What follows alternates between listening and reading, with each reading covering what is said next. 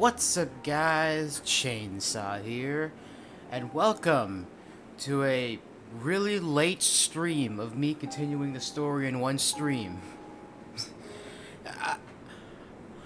I've just been busy preparing for school and whatnot, but hey, now that I'm here, now that I've without further ado, let's get started.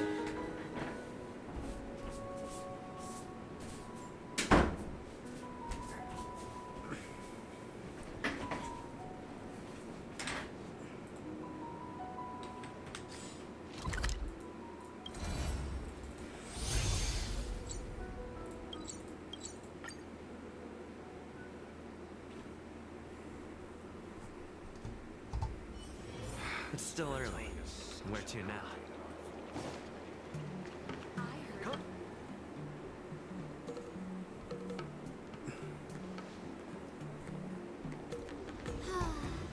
Seriously? When is this war dance going to start? The Sky Splitter has been hovering there for ages. When can we board and see what's inside?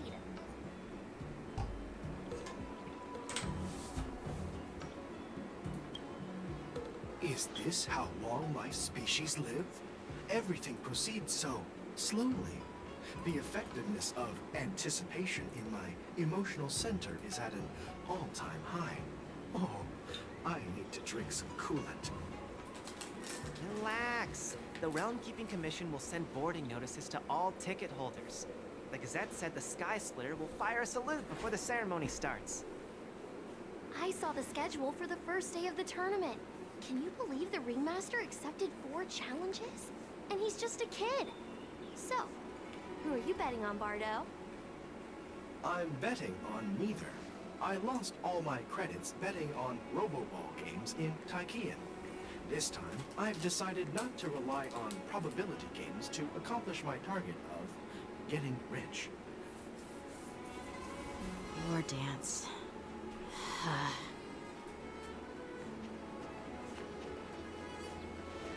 Here you are. I heard you and Mr. Dan Heng went to meet the judges, and then a riot broke out in the shackling prison.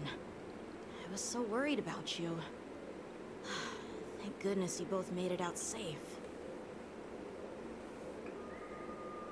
There was a revolt in the shackling prison. Fortunately, we were protected by the guards until the Cloud Knights arrived to rescue us. I was planning to take Miss March and Yun Li to Stargazer Navalia to see the Sky Splitter up close, but we stumbled upon a group of suspicious Foxians carrying official identities. They were acting strange, so out of curiosity, we decided to follow them. It turns out they were actually Borisin disguised as Foxians. It seems they infiltrated Stargazer Navalia in order to prepare for Goulet's escape, and we foiled their plans by pure chance. I wonder who provided them with those disguises, and how many more Borisin have taken advantage of the war dance to infiltrate the ship. Yeah, I heard them too. But I'm afraid I'll have to disappoint them. I've already reported to General Jing Yuan that I'll give up my role as the Ringmaster. The security of the Luofu is more important to me than anything else. I need to fulfill my duties as a Cloud Knight Lieutenant before taking on the honor of being a Ringmaster. Those tourists just want to see some good sword fights. Anyone can participate in this kind of tournament. It doesn't have to be me. The real challenge lies beyond the ring on the Sky Splitter. If we don't capture the fugitives soon, Goulet will wreak havoc. Obviously, there's someone behind the scenes orchestrating this prison break, intending to spread chaos. If we fail to thwart their evil plan, what honor will be left for us to uphold? Well said. You may be tiny in stature, but your ambition matches that of the Yao Qing's warriors. Hey, this has nothing to do with my height.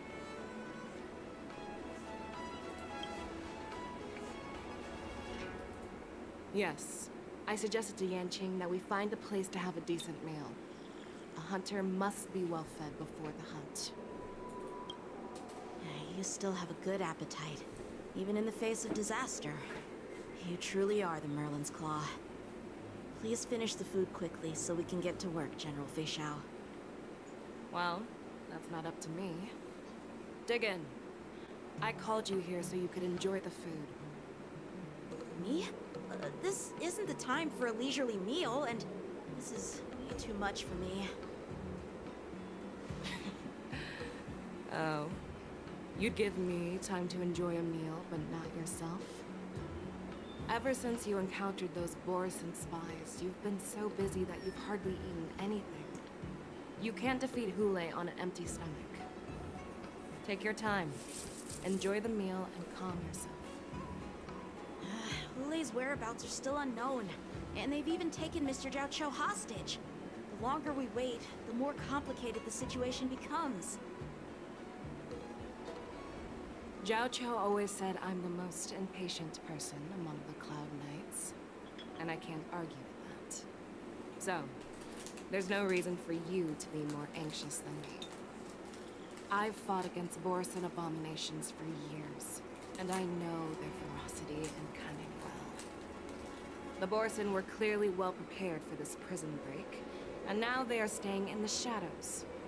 They have no reason to rush out into the open. When facing cunning and ferocious prey, the hunter must be more patient, biding their time to seize the golden chance for a decisive blow.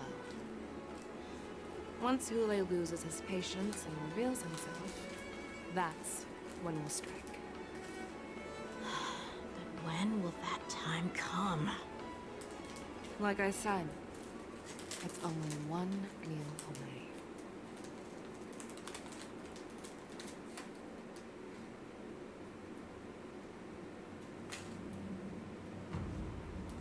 General Hua Yan, the Skyfaring Commission has finished its preparations.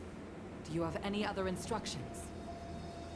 Representing the consensus between the Merlin's Claw and the Divine Foresight, I'll step in as the temporary commanding officer of the seat of Divine Foresight and oversee the Six Commission's affairs on the Luofu. What is the situation at the Shackling prison? Hule made a quick escape and even sealed the gates of the prison. As of now, the Cloud Knights have re-established contact with the staff inside. The good news is the two Nameless who were trapped in the Shackling prison are safe and sound. I know I shouldn't use the word great given the current situation, but I'm relieved that he and Don Hung are safe. We've lost contact with one of the messengers from the Xianzhou Yaoqing. The Borison have likely taken him hostage. Don't worry. Fei Xiao is leading the wolf hunt operation, and you know how capable she is. I have no doubt about General Fei Xiao's capabilities, General Hua Yan. I'm more concerned about the Wardens. According to the plan, the ceremony will begin in 6 hours. The Sky Splitter will be activated, and all visitors will board the ship to watch the contest. But now, with Hule's whereabouts unknown, everything is filled with uncertainty. March is right, Grandpa. I heard the escaped prisoner from the Shackling prison is beyond formidable. In case anything goes wrong. So, Yunli, what do you think we should do? Well... I believe we should declare martial law and allocate manpower to search for the escaped prisoners. And as for the war dance, it's better to announce an indefinite delay for now. Your plan sounds solid, but unfortunately solid plans rarely get a chance to be implemented. I believe there are at least 2 parties who won't accept your approach. The first are the many travelers who have come all the way here for the war dance. If we declare martial law now, it's like declaring that the Luofu isn't safe. How do you think the outsiders would react? They'd be terrified, and chaos might ensue. The second party is the staff of the Xianzhou Luofu's 6 commissions. We've invested a lot of resources and manpower into organizing the war dance. Suddenly suspending it indefinitely would create numerous challenges for them. But of course, not everyone disagrees with your idea. Really? The mastermind behind this incident would fully support your opinion, presumably. Ule's escape and your discovery of Borison's spies at Stargazer Navalia. Even a child could guess that these events were orchestrated. The fugitive is just one piece in the game. One controlling the pieces wants to spread chaos and suspicion among the people on the Lawful. If we declare martial law and postpone the war dance, we'll fall into their trap and instill fear in people even before Hule actually does anything. So what do we do? We'll search for the prisoners while maintaining order on the Lawful, acting as if nothing has happened. As if nothing has happened? Yan Qing said he'd assist the generals, and now he's nowhere to be found. With the host ringmaster gone, how are we supposed to act like nothing has happened? That's why I called the two of you here.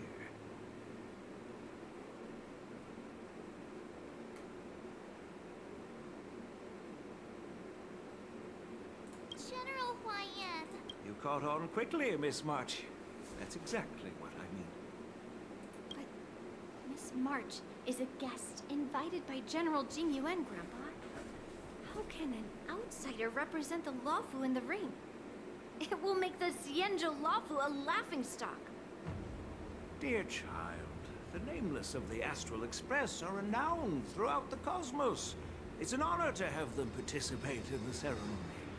Plus, Miss March is a disciple of the little Cloud Knight Lieutenant. How can she be regarded as an outsider?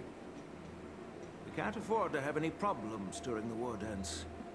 I'm entrusting you not only with the honor of the ring, but also with the security of the Sky Splitter. Yukong, please explain to them the rest of the arrangements.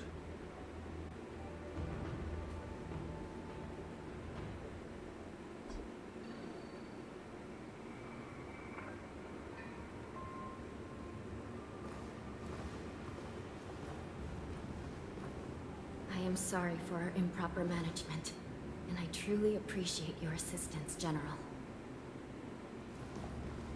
There is no need to apologize. We Cloud Knights fight on the battlefield while you judges punish the criminals. We are two sides of the same Xianzhou Luofu, and it is my honor to serve the Ten Lords' commission. I've grasped the situation of the prison break. Now tell me more about the current state of the shackling prison. Borison infiltrated the prison in disguise and released the prisoners, spreading chaos. Among the judges on duty in the 4 divisions, Judge Shui from the detention division was killed and is temporarily unavailable. So, I'm taking over her duties and commanding Arumaton spectral envoys and spiritfarers to quickly restore order in the affected areas. I, and the two behind me, will go deeper into the prison to investigate. General, the situation inside is still chaotic and perilous. Your presence would be... It's common for Cloud Knight generals to face danger directly. Hule has escaped, and the Yaoqing envoy is being held hostage by the Borison. His fate is unknown. This is a grave matter. Not only did the Merlin's Claw offer no reproach, she decided to go after Hule herself to prevent further calamity. I believe the Luofu owes her something in return for her fervent determination. How did the infiltrators learn about the location where Hule was held? And how did they time their plan just before the Yaoqing messengers were ready to escort him? Finding the answer to these questions shouldn't be too difficult. What truly matters is if we can gather the clues that lead us to the mastermind behind all of this.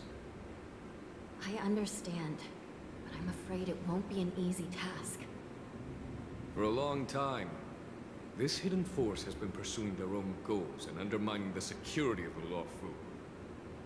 backing down now will only encourage them to further endanger the peace here. The Ten Lords Commission will support your decision with everything we have, General. Dan Heng and Ling Shan. I'll need both of you to accompany me on this challenging journey. Well, it's part of my responsibilities as the Cauldron Master. So, where would you like to start, General? Let's start with those Borisin disguised as Foxians. My people have already prepared the evidence.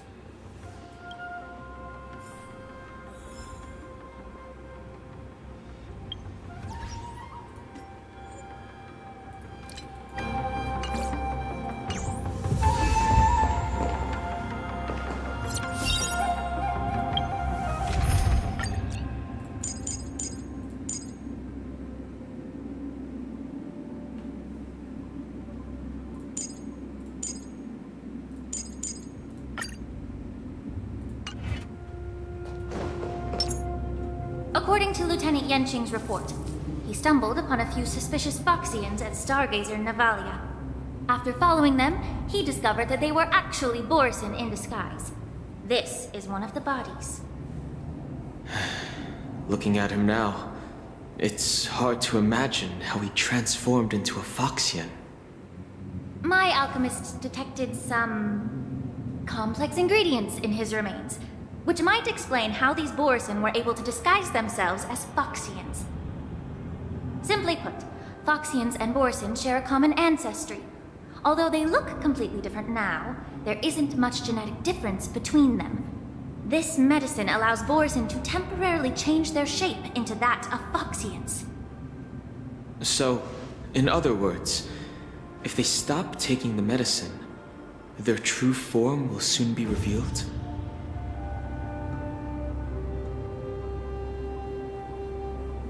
Indeed. This means that these Borisin have a steady supply of the medicine within the Lawfu. The disciples of Sanctus Medicus. Looks like the Alchemy Commission is involved once again. When I was sorting through the prescriptions they used, I came across one called Semblance Reversion Essence. It's designed to help those disciples suppress signs of their Mara-struck forms and maintain their normal appearance. When I compared it to the medicine found in the Borisin's body... They're one and the same, aren't they? The medicinal properties and ingredients may differ, but the principle remains the same. Since ancient times, the Borisin have always sought to have more powerful bodies, regarding the Foxians as weaklings. Yet, in order to save their warhead, they were willing to disguise themselves as Foxians. Their determination is quite remarkable. If these infiltrators rely on the medicine to maintain their disguise, then following this lead in our investigation seems prudent. Please follow me. Here we are. According to the judge, this area is not yet under control, so we should proceed cautiously. I've captured the nature of the medicine in my sensor. By following the medicinal fumes, we should be able to retrace the steps of the disguised Borisin.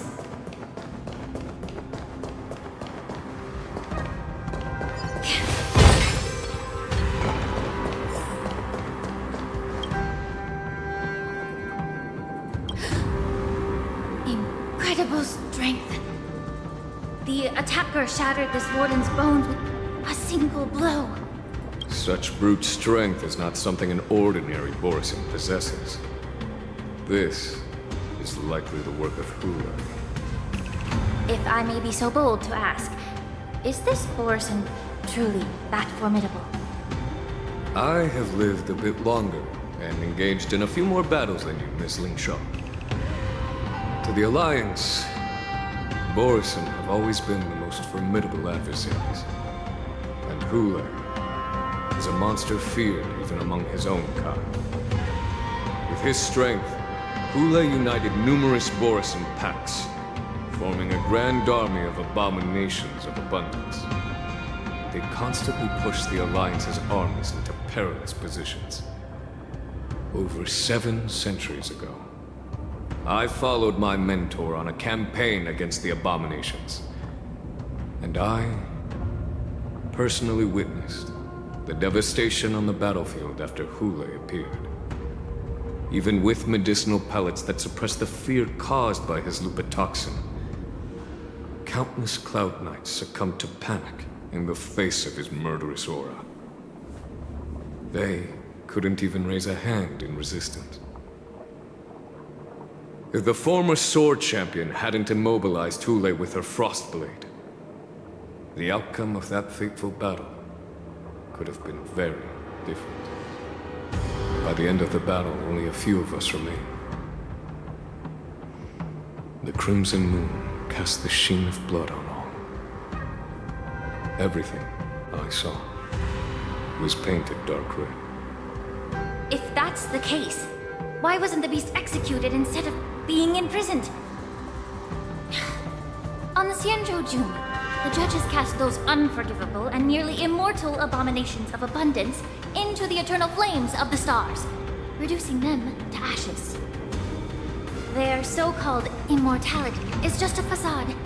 I mean, nothing can truly defy death, can it?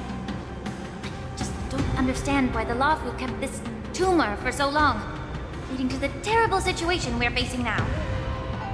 But I guess I understand. The people of the Lawfu are known for their kindness. Even when faced with the malignant tumor within the Alchemy Commission, they couldn't bring themselves to cut it out. Instead, they exiled the healer, who tried to solve the problem, to the Xianzhou Jumi. Understand if you hold grudges against me, Miss Lingshan. I take the blame for the resurgence of the disciples of Sanctus Medicus. As for why Hule was only in prison, I can shed some light on that too. I'm just a healer. I'm not familiar with the past.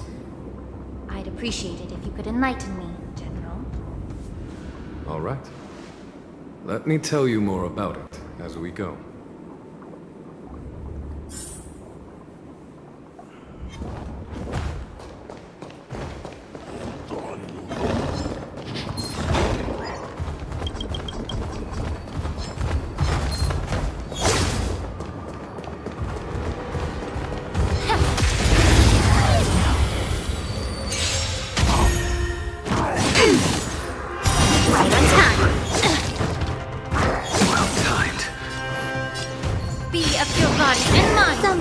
I suppose. Existence is unity.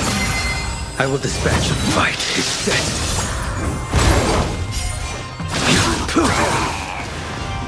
Strike while the Yes, you! Immerse yourself in it. Yeah. There's more to life.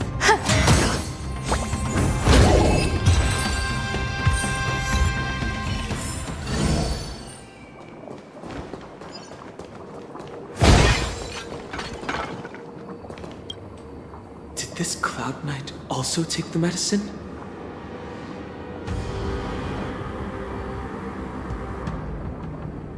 No. This is a Borisin in disguise. A guard killed him before he could return to his original form. All these Borisin are dressed in official attire. Besides the Cloud Knight, there were also two Borisin disguised as members of the Skyframe Commission and the Artisanship Commission. Whoever is providing them with official identities must hold a position of power. Let's search elsewhere.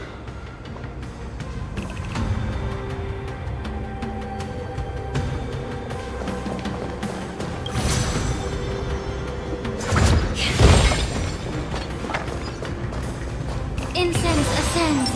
Sound lingers.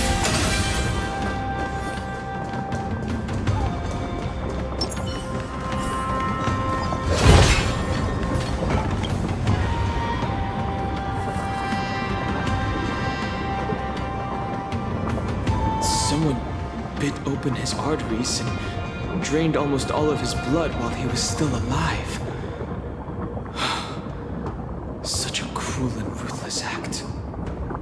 Despite being a long-lived species, Borisin are actually more like predatory beasts that must feed on raw blood and flesh. I've heard that Hule was deprived of food and water in the shackling prison. It's hard to imagine how he managed to suppress his hunger for over 7 centuries. Will the hostage from the Yaoqing be able to avoid being his meal? Such is the terrible nature of the abominations of abundance. We subjected him to the Forest of Swords to drain his life force. But in the end, his punishment turned into a test of our patience. Just like you said, Miss Linshaw. Casting a creature that can't be killed into a star would be a way to permanently get rid of it. But unfortunately... The Foxians didn't agree to that. Exactly. The atrocities committed by Hule went beyond mere massacres. Throughout numerous wars, we made every effort to eradicate the Borisin. But Hule, with his mysterious sorcery, turned countless Foxians into his pawns. So the Borisin kept returning. The Foxians curse his name day and night, and they even use it to scare children into staying quiet. How could they grant a swift death to such a great sinner? I wonder if you know why Hule wasn't taken into custody by the Foxian majority Xianzhou Yaoqing, but instead imprisoned in the Xianzhou Luofu is in charge. As you mentioned, your mentor was an exceptional warrior and was the one who defeated Hule, an extraordinary achievement. Therefore, the Marshal placed this feral beast under the jurisdiction of the Xianzhou Luofu as an honor, I assume? It seems you have a major misunderstanding about this arrangement, Miss Linshaw. Allow me to explain.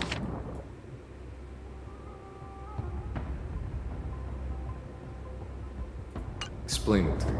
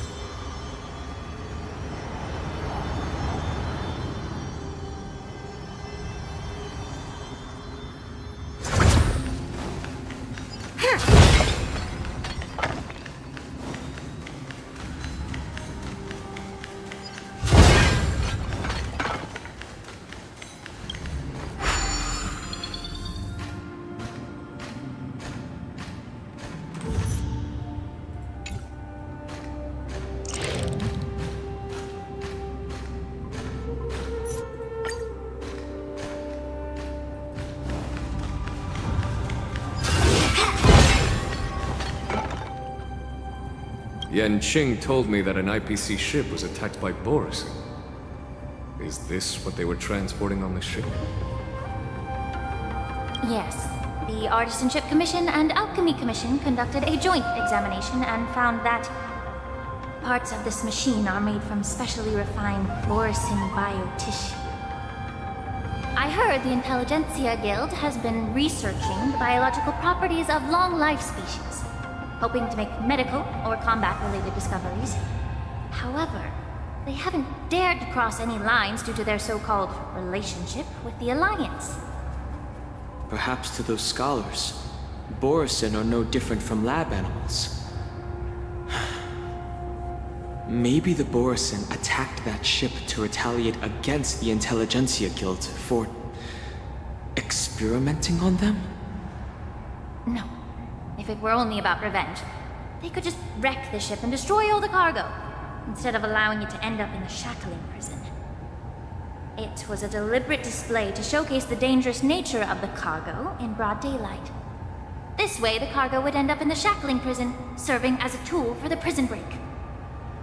This skill in exploiting the blind spots of others' mindsets is so atypical of them.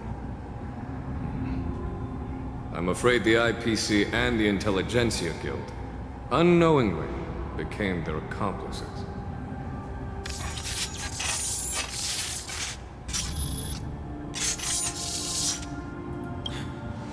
Watch out!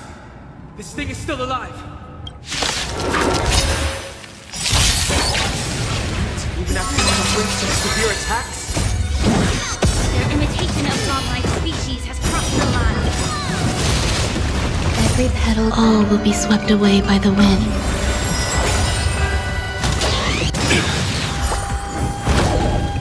Yes, you! The stench of evil. Some value, I suppose. The truth burns clear as a flame. Everything in this world is bleeding.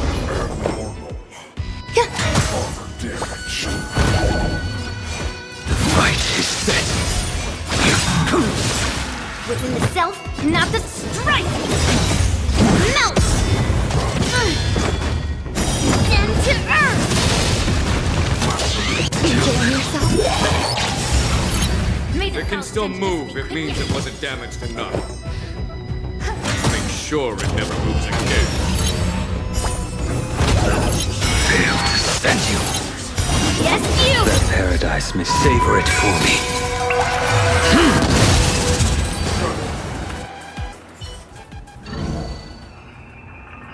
You haven't answered my question about why Hule was imprisoned in the Lafu instead of the Yaoqing General. You've been reserved in your response. Could it be that such an arrangement wasn't an honor? The reason why the Marshal didn't leave Hule on the Yaoqing lies in the very mech in front of us. Are you suggesting that there are people trying to understand Hule's secrets and use them for their own purposes? Just like with this mech? Well, I understand. I've heard that the Foxians on the Yaoqing share a bloodline with the Borson. And just like the Borson, some of the Foxians there experience an uncontrollable insanity called moon rage. The Marshal believed that this would be inhumane and no different from what the Borson did. So... Exactly. While Borison see moon rage as a blessing that unlocks their true potential, Foxians see it as an inevitable curse within their bloodline. Countless healers of the Yaoqing have attempted to unravel this mystery, but to no avail. Why can Borison control the power of moon rage? Can we Foxians break free from this curse? These questions were asked frequently. Each questioner had good intentions. But the road to catastrophe is paved with good intentions. To the Foxians of the Yaoqing, Hule was not only the warhead of the Borson, but also a monster that could be the subject of much research. Hule thus became a poison that corrupted people's minds without their knowing. that's why the Marshal decided to imprison Hule and the Lafu. It wasn't an honor, but rather a warning. Because such selfish pursuits in the name of good intentions once led to a tragedy on the Lafu that served as a warning to future generations. This edition of Imbibitor Lunae. By imprisoning Hule and the Xianzhou Lafu, the Marshal both suppressed the dangerous intentions of the Yaoqing Foxians and warned the Xianzhou Lafu to refrain from repeating its mistake. That was a necessary trade-off. The Xianzhou alliance is not solely about the Xianzhou natives. Only when all three races, Foxian, Vidyadhara, and Xianzhou natives, form an alliance, will there be a promising future for all. Thank you for enlightening me. Was it for the same reason that you traded off my mentor to the Xianzhou Zhuming, only to stand idle and allow the resurgence of the disciples of Sanctus Medicus?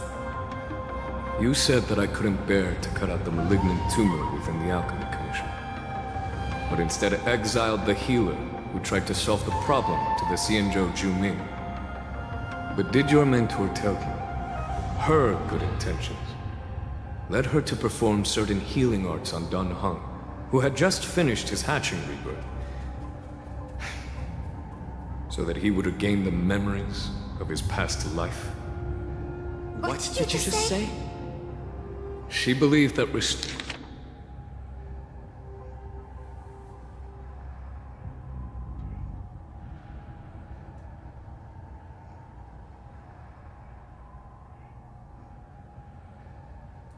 storing the High Elder's knowledge of his past life would allow the Videodora to resume their duty as the guardians of the Ambrosial Arbor, quelling the strife within their clan and bringing everything back on the right path.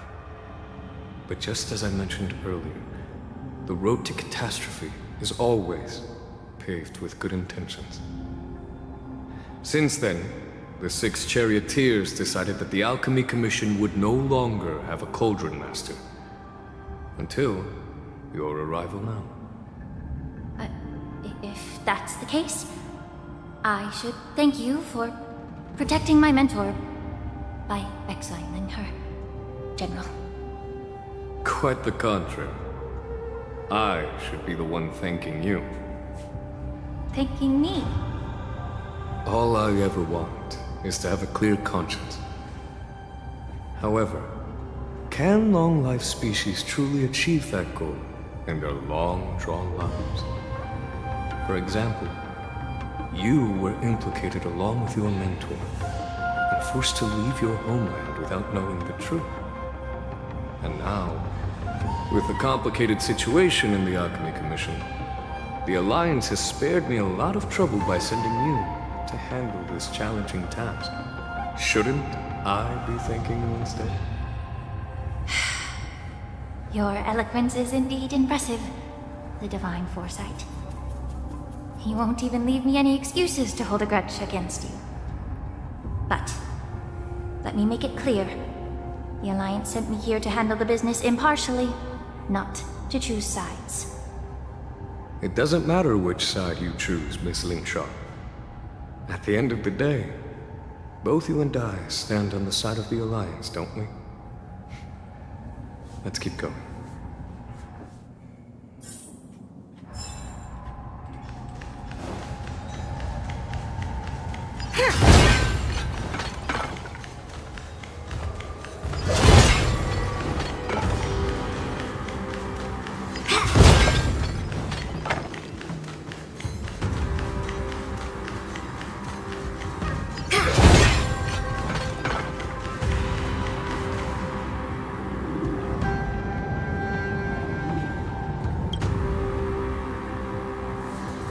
These Mara-struck soldiers don't appear to be escaped prisoners. How can you tell? These soldiers are fully armed. Obviously, they didn't hastily join the battle. The messenger named Morza did say that there were 2 groups of attackers. And the other attackers, aside from the Borison, could hide their tracks. I believe he was referring to these people. Hide their tracks? Exactly. I've engaged with these attackers before, and they used Cloud Hymn magic to hide their presence. Without careful observation, no one can detect them. You once warned me to be cautious of the Videodora Elder's influence within the Alchemy Commission. Could it be? What's on your mind, Miss Lingshaw? Well, it seems that someone provided the attackers with a map of the shackling prison. And considering the Videodora's involvement in the prison's construction, it raises suspicion about their role in this. Additionally, the fact that the Borison need medicine to disguise themselves would suggest that there are still moles within the Alchemy Commission assisting them covertly. Moreover, forging official identities for the undercover Borison would require someone with significant authority. And the presence of assassins capable of using Cloud Hymn magic deepens my suspicion about the Preceptors. But why would the Videodora collude with the Borison and aid in Hootley's escape? They aim to spread chaos. They believe that only in chaos can they regain their former power and influence.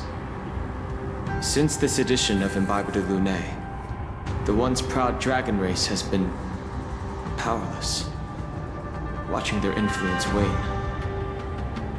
Being a native of the Luofu, Miss Lingsha, I believe you understand the implications.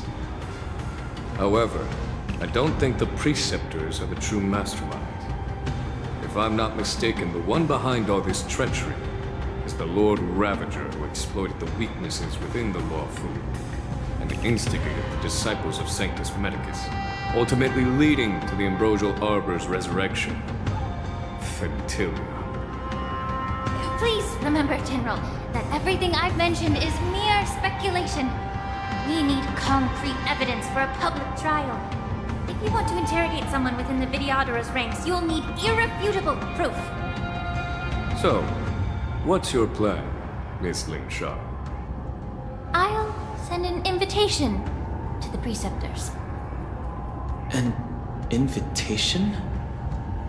The Preceptors have been inviting me for a personal meeting since my arrival on the Luofu. Now, I'll send them the remains of these Mara-struck soldiers and the route map I found in the prisoner's possession. Then, I'll ask them to meet me at Scale Gorge Waterscape. I'd like to hear their explanations. Good idea. If I were to take action, it might alert the true mastermind. I trust you to handle this matter, Miss Ling Sha. The internal affairs of the Videodora should remain under their jurisdiction. And don't worry if things don't go smoothly. Once the wolf hunt operation is over, the hidden truths will come to light. Speaking of the wolf hunt operation, I'm truly worried about the Yaoqing messenger who was taken hostage. Hulei was starving in the shackling prison for centuries. I don't know if the messenger can survive in that wolf's clutches. May Rainbow's blessing keep him safe.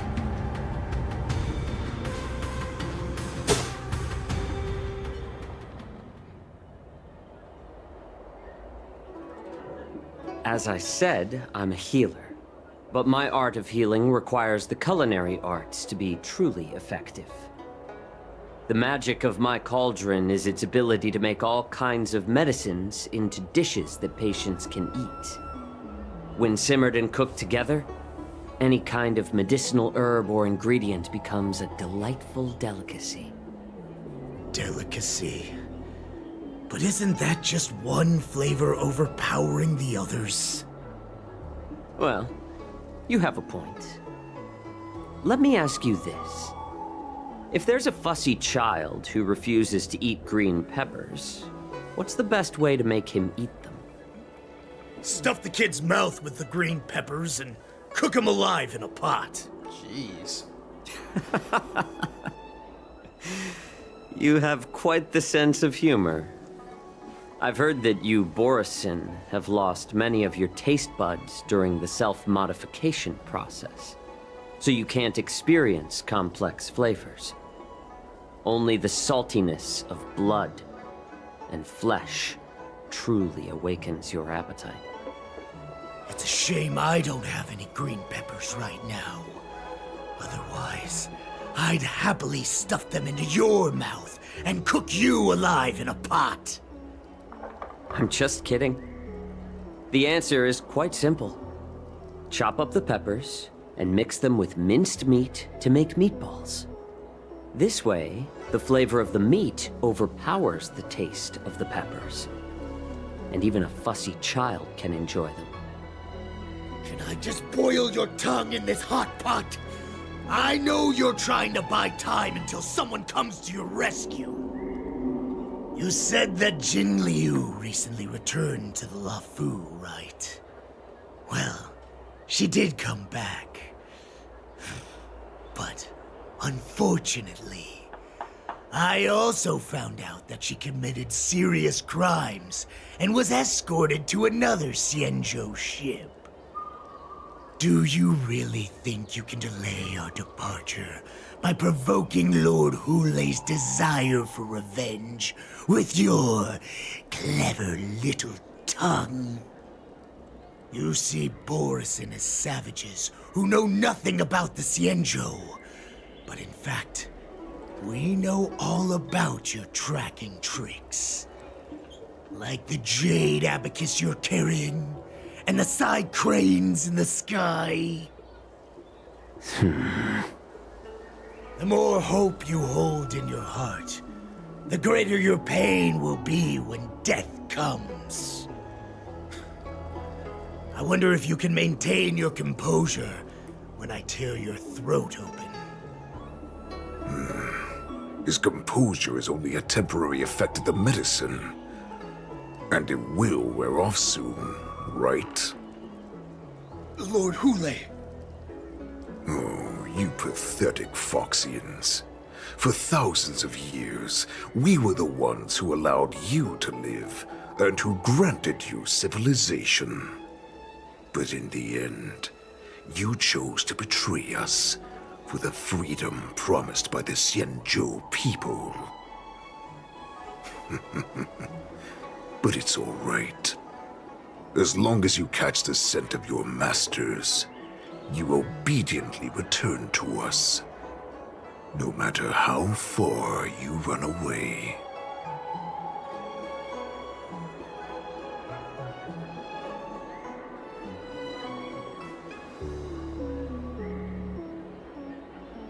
GOOOO. Have you ever wondered why it took them 7 centuries to come to your rescue? The Borison's era has long passed. Did they ever tell you these harsh facts before giving you hope for returning home, Lord GOOOO? Now they're being crushed by the Merlin's claw of the Yaoqing, by a Foxian. They're hiding in remote corners of the cosmos, trembling with fear like a wounded beast on its last legs, reaching out desperately for any fake hope of salvation, which in this case is you. The Merlin's claw of the Yaoqing. A Foxian? Very interesting. Tell me, Mock Talk.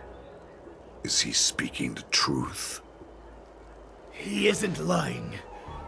That lowly beast was a war slave who ran away from our pack. Cannon fodder, a thief! She stole our power and used her knowledge about us to fight us, using every dirty trick in the book!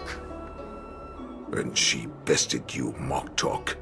Fairness is but a pathetic excuse for the dead and defeated. Since our great pack has fallen apart, who told you that I was alive? And who sent you here? In our darkest hours, it was a prophet of the Master of Immortality, named Mongus, who showed us the way. Her guidance brought us hope. This prophet, Mongus, what does she want? The prophet made this proclamation. The Borison have been divided for too long, and only your return can unite all the packs, restoring us to our former glory. That's when we learned that you were still alive.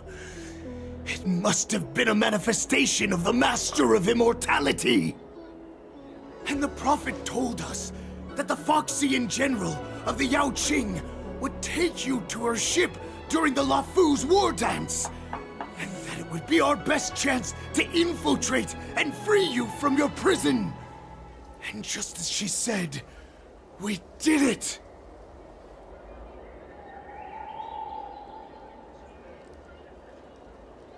That so-called prophet lied to all of you. She just sent you here to die.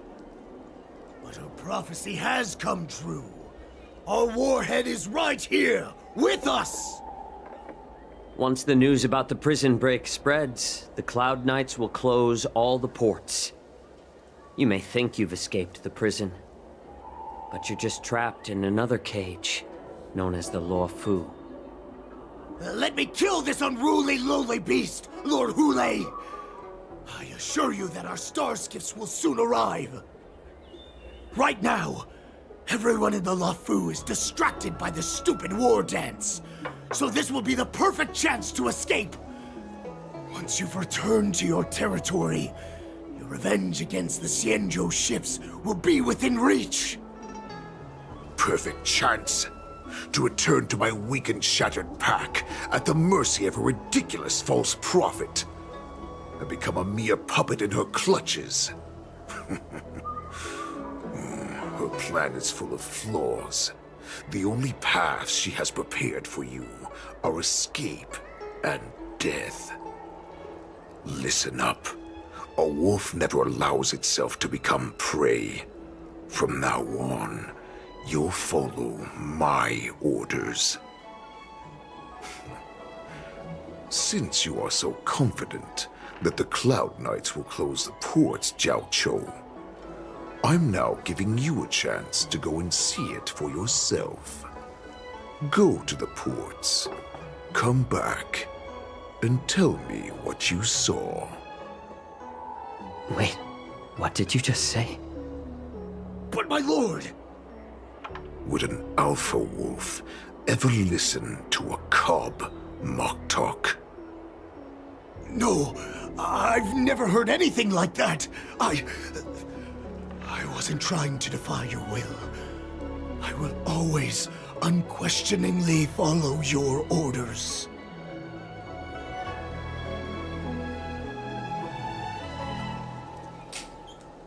I'm offering you a once-in-a-lifetime opportunity. Don't you want to run away, Jiao Cho? You will come back. Because Foxians like you always obediently return to their masters, no matter how far they run away.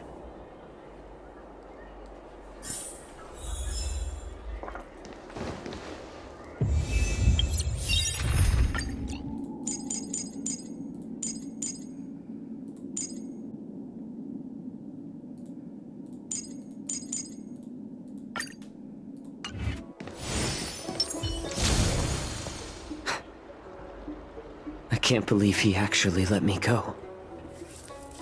What game is he playing? Perhaps I can try to warn the Cloud Knights. No. Perhaps I can just escape.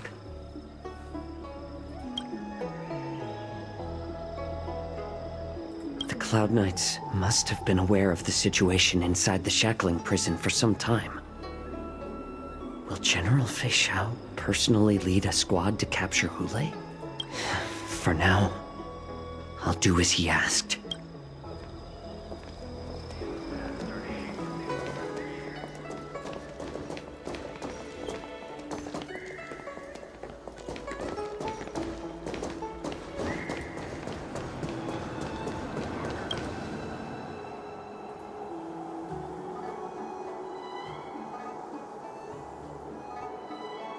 Would you like to board my star skiff?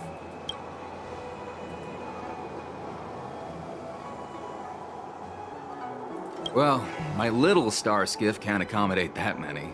But I have a larger one that will arrive in less than 15 minutes. We need to hurry wherever we're going.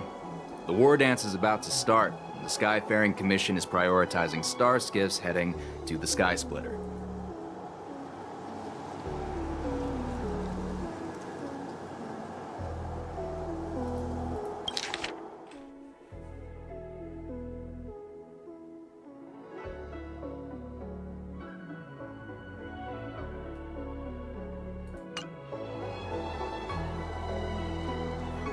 Close the ports? Why would they do that?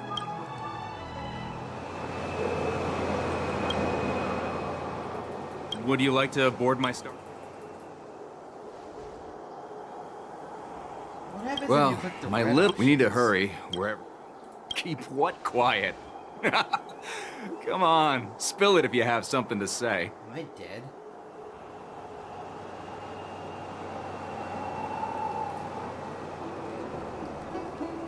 The Realm Keeping Commission? It's right up ahead. Look, I've got a business to...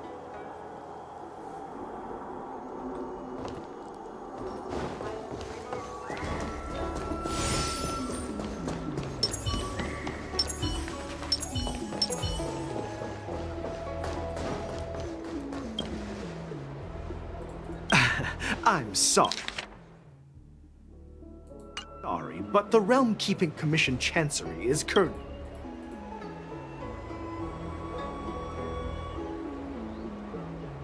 Hey, although we're short-staffed...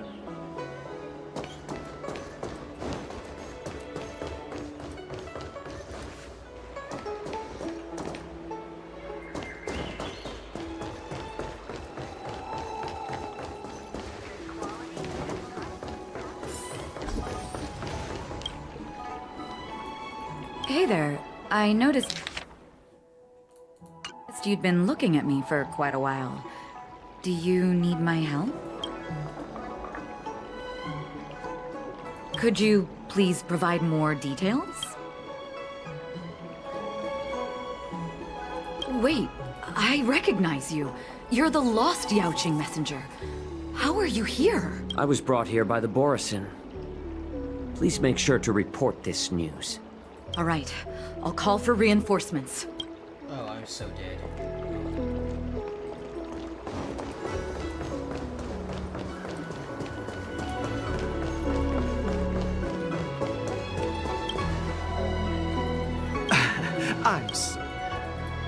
If I can help you.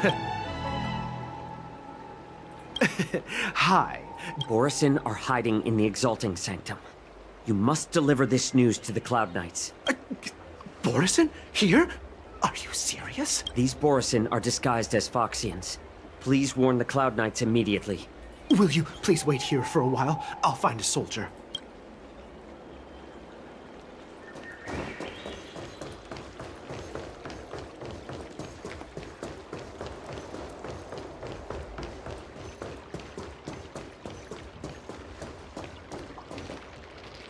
Stream forth the gleam of old blades.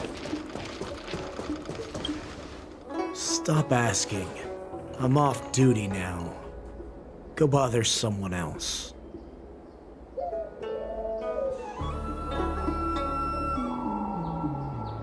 Can't you just stop asking? You're not one of us, but I smell a familiar scent on you.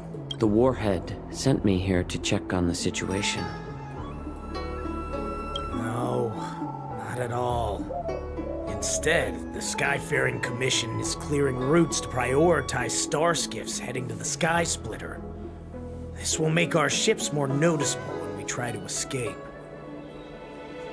The ports haven't been closed? What is going on? Stalling won't help.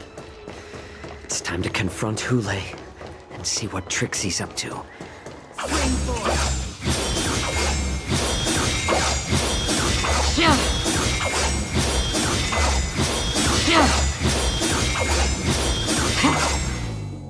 You're back, Jiao Cho. Come and take a good look. Who are these people? This Cloud Knight says there's official business that requires my cooperation.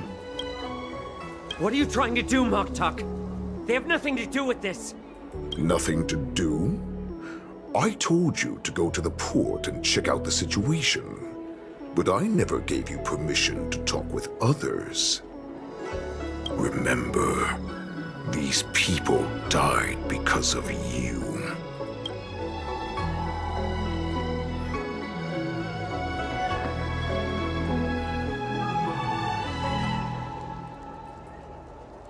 You want to prove to me that you hold everyone's lives in your hands, right, Hule?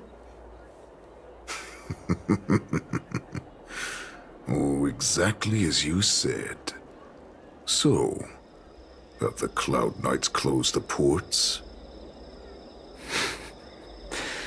No. They don't want to publicize my escape. I understand. It's no surprise, for fear is more deadly than claws and fangs. Especially during a festive time like the War Dance. What lurks here is not a group of fugitives, but rather a pack of wolves amidst the flock. My cubs are hungry, ready to feast on flesh and blood, reveling in your fear. Your calm facade will soon crumble. I can tear through it and expose your pathetic bones any time. There's no escape from me, Jiao Cho. Of course, you can try your luck and believe that your wits will save you. But remember, you're not the only hostage in this city. If you try anything funny, innocent people will die because of you. Now, let's talk about the Foxian general you serve. Moktok says she's here for me, which means she'll be hunting me herself. Before the hunt begins, I need to know my opponent. You can refuse and play tough, or you can cooperate and save us both some time, healer.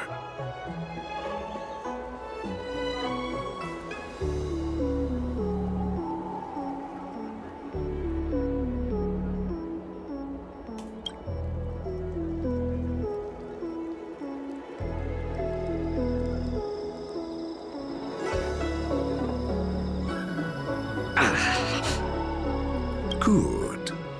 At least you didn't try to draw attention with a scream. That way no one will die in vain. But remember, the next time you refuse me, I'll crush your healing hands, then your knees, then your spine. I'll dismantle you piece by piece, until only your silver tongue remains for you to speak. Fine. I'll tell you what you want to know about her. But I expect something in return.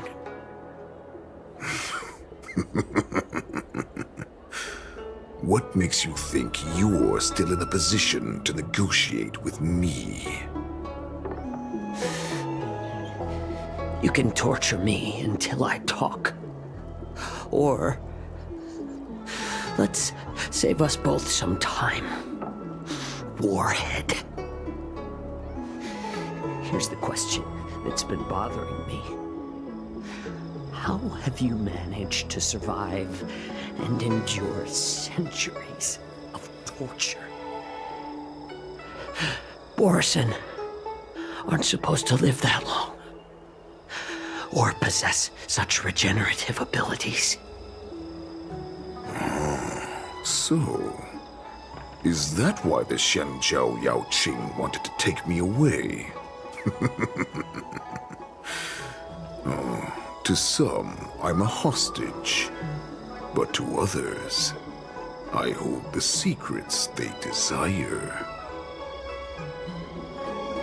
I still remember, in the early years of my captivity, the Foxians came and went.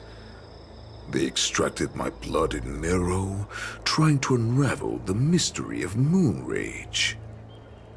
They wanted to conquer their fear of the Borison and free themselves from their bloodline. Unfortunately, they failed to uncover the secret.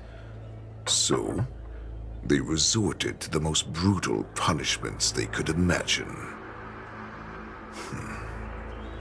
Some seek power to destroy their enemies, while others seek power to become their enemies. Which one are you, Jiao Zhou? Ah, I see. You're the most pitiful of them all, healer of the Yaoqing. You seek power to share it with others and do good. Well, then let me tell you the answer you seek.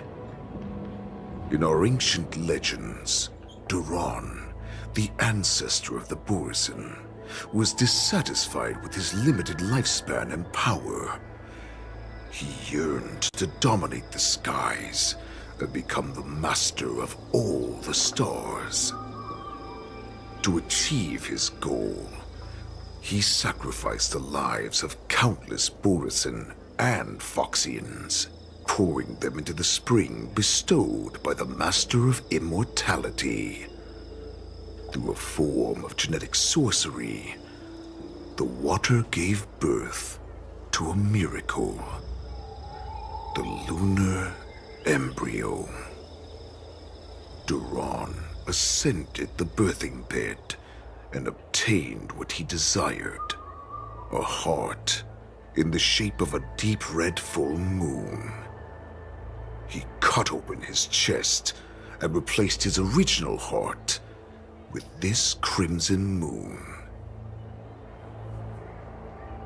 Laugh all you want, but only I know the truth behind every word. This moon heart beats within the body of every generation of the Borsim warhead. In the ritual that decides the new warhead, the successor cuts open the previous warhead's chest and consumes the divine heart, thus possessing it as their own. Devouring is the true essence of life, allowing us to endure and thrive. It gathers the life essence of all the prey we consume, making us stronger and stronger. I thought all hope was lost after 7 centuries of torment. But now, this heart is beating once again. All right. Now it's your turn to tell me everything about the Merlin's Claw. Jiaoqiu, I found you.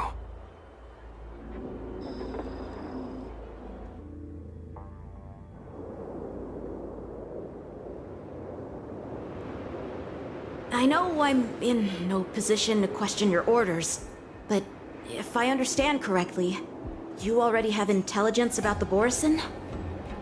That's right. My people are busy collecting clues now. What's the situation, Wadza? General, before we completely lost contact with Jiaoqiu, I picked up a signal from his Jade Abacus. It won't take long before we locate their whereabouts. If that's the case, shouldn't we immediately go there and join forces to eliminate the Borison? Why are we returning to Stargazer Navalia? Looks like your general has only taught you swordplay, not the art of the hunt. There's an old saying among the Borison. In the forest, the hunter may easily become the hunted. While we may call ourselves the hunters now, chasing them blindly will only make us become the prey.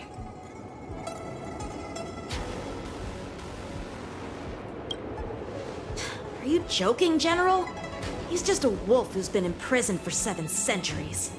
Even with his accomplices, they're no match for us numerous Lawfu Cloud Knights. How could he consider us his prey? Do not underestimate the enemy.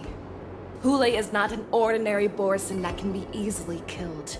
The advantage in numbers means nothing when we face that monster. A vicious beast who hasn't tasted blood and flesh in 7 centuries is now lurking on the streets of the Lawfu right before the war dance. This is what makes the situation treacherous and unpredictable. To him, the lives of ordinary people are just meat, ready to be devoured at any moment. Exactly. That is why we must succeed in our first strike, or the situation will spiral out of control. You've heard of this military tactic, right? When you surround your enemy, leave one side open for them to escape. A skilled hunter must be well prepared, waiting for the prey at the most advantageous position. What would we do if we were the escapees from the shackling prison? While we can disguise ourselves and blend in with the crowd, we don't plan on staying here for long. In this case, what do we need most now? A star skiff to get us out of the Lawfu. The Borison we discovered at Stargazer Navalia were actually preparing a vessel for their escape. We predict their next move, and we take them down. Let's start from where you found those Borison and corner our prey.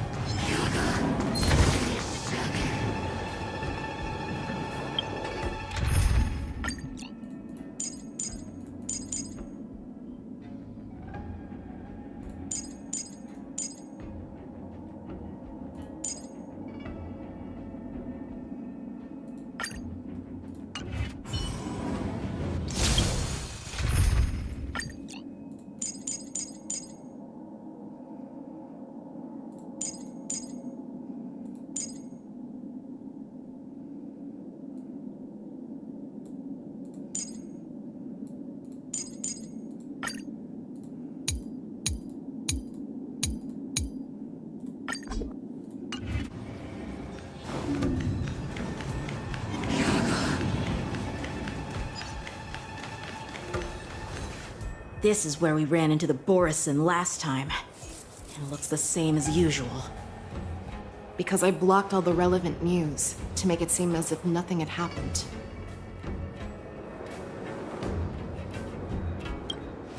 Losing contact with their accomplices preparing the Star Skiff will surely put them on guard. However, the more well-prepared a plan is, the longer it takes to adjust when it's disrupted. If any Borson wants to stick to the original plan despite the risks, they'll surely come back to Stargazer Navalia to check the situation. Are you suggesting that there are Borison here at Stargazer Navalia right now? This is an automated area. So don't you think that there are a bit too many people here today?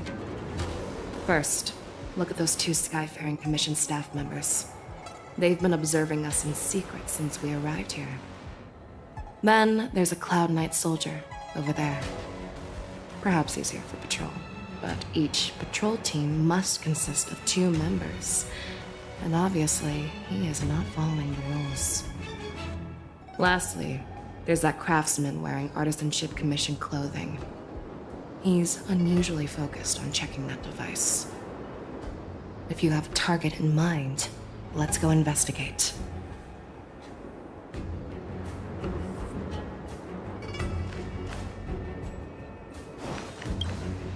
Hey, you there! Please refrain from wandering around Stargazer Navalia if you're not... Oh, it's you, Lieutenant Yenching. No, not at all.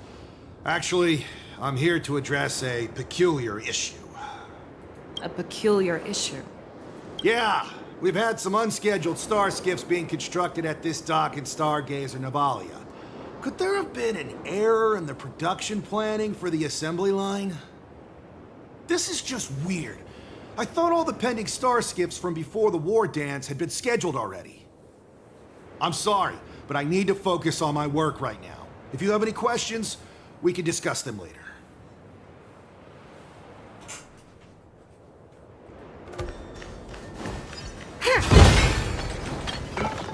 Who are you? Don't you know that Stargazer Navalia is on lockdown now? Hey, chill out. They're just a few lost tourists. But Stargazer Navalia is the shipbuilding port of the Cienjo Lafu. If the Skyfaring Commission called for a lockdown, there should be official documents proving it, right? Official documents? Of course there are. The Cloud Knights are aware that some people have infiltrated this port. That makes perfect sense. So you're now investigating the Borison? Yeah, we've received orders from the higher-ups, so we've blocked off this area to prevent any interference with our inspection. Thank you for your understanding.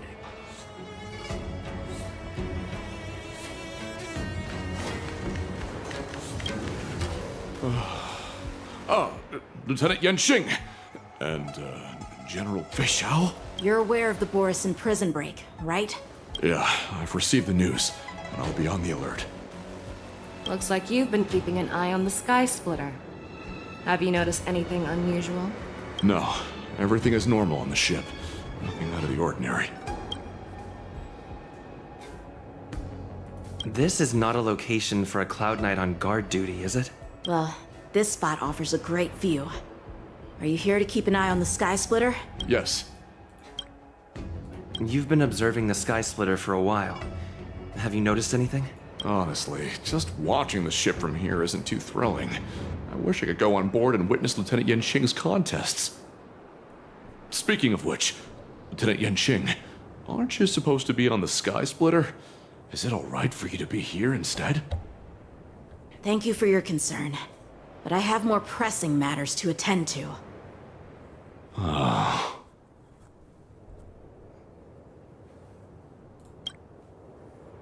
So, it seems that some Borison have returned to Stargazer Navalia in disguise. The answer seems quite obvious.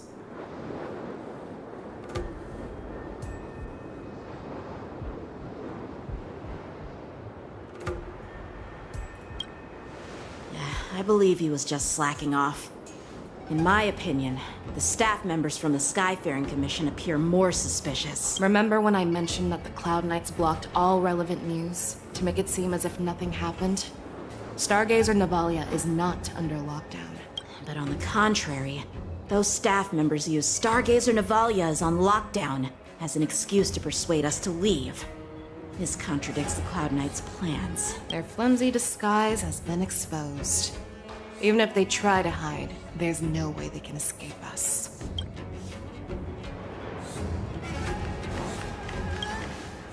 Why are you still here? As I said, Stargazer Navalia is on lockdown now. No, I never issued such an order. Who are you? Perhaps you haven't met me on the battlefield, but I am certain you've heard my name. Now, I'm asking you a question, so answer me. How many more of your comrades are here? Where were you planning to meet Hule? This woman, she's the general of the Yaoqing. What are you still waiting for? Attack her!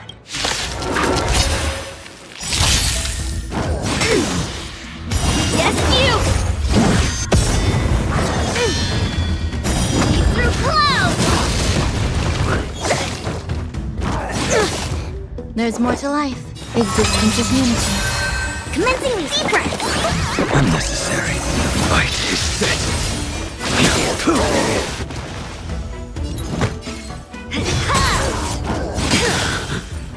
Right on time! Failed to send you. Yes, you! Grace and elegant. Here, try this! Thank you. Well timed. Right on time! Run! Tell Lord Lockton about this!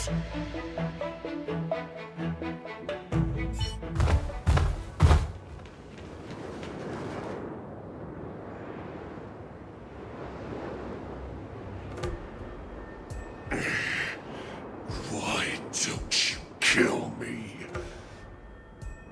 Because I need answers. You were our war slave, so you should know us descendants of Duran. You want me to talk? Fine. Try whatever you want, but I assure you, you won't get anything from me. Only fangs and blood. If I were to do that, I wouldn't be any different from you. I am the arrow that pierces the wolf's heart. I grant you a swift death. That's exactly what I desire. Wolves that leave the pack are prepared for the fate of never returning home. But sadly, you didn't catch my partner. He will alert them. Before you close your eyes, you should know that I allowed him to escape. Because he will lead the Cloud Knights to Hule's hideout.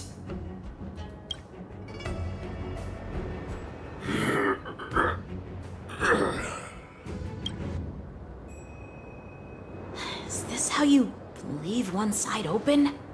You let that Borison escape so you could track him? This is the most common hunting tactic used by Borison. I know the methods of these abominations all too well. They always leave an escape route for their prey, allowing them to flee in fear. Then they chase them like it's a game. Borison get great satisfaction from the last struggles of their victims. Have you witnessed these things firsthand? That guy called you a war slave. What exactly have you experienced? Well, just a hazy past that I can barely recollect. Long ago, I was one of them. The word Borison was only used to refer to those wolf masters. I'm a Foxian who was born in one of the fallen territories. In their eyes, we're mere consumables. Cannon fodder used to slow down Xianzhou attacks on the battlefield. But you survived. And not only that, you became the general of the Yaoqing. If I get the chance, I'd love to hear stories of your past, General. Speaking of stories, you've reminded me that now is not the time for them.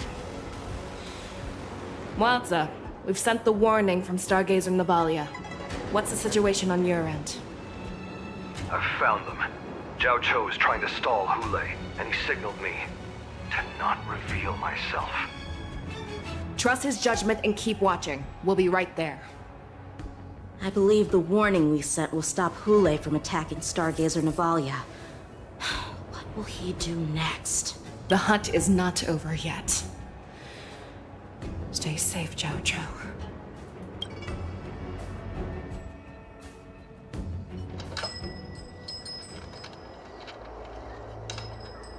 Please, save me. I want to live. Doctor! Zhao Cho, find a medical ingenium and give that kid a shot! Hurry! I see. How's the front line? The Borison Beast ships have already landed on the Fenghu. It won't be long before this place is overrun as well. What about General Yueyu? Any news from her? I'm her healer. I should stay by her side at a time like this. She asked me to tell you that she's not coming back. She must protect the Cloud Pier telescope. General asks you to save that kid. The girl fought desperately just to bring us all back here alive. I've never seen such a brutal fighting style. Her body, it's like she was split open. Just like... Her blood pressure is dropping. Do you hear me, Zhao Cho? Loud and clear. Get me some tumble dust. We've got to start the operation right now. I will bring her back. Is that why you're so determined to learn my secrets? Do you hear me, Zhao Cho? I do. Loud and clear. So she saved you all in that great battle on the Xiangzhou Fenghu 3 decades ago. But to your surprise, you discovered her Borison bloodline while she was at death's door. Moktok told me that she was a war slave who escaped from the Eclipse Pack. Oh, what a twist of fate. Turns out, she's from the same clan as I am. Now I understand.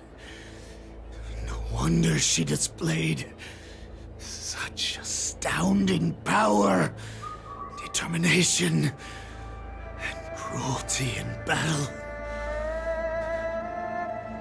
Turns out it's all because of her Borison bloodline.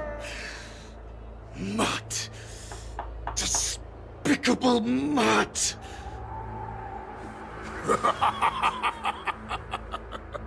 And she used the gift of her bloodline to destroy the Borison!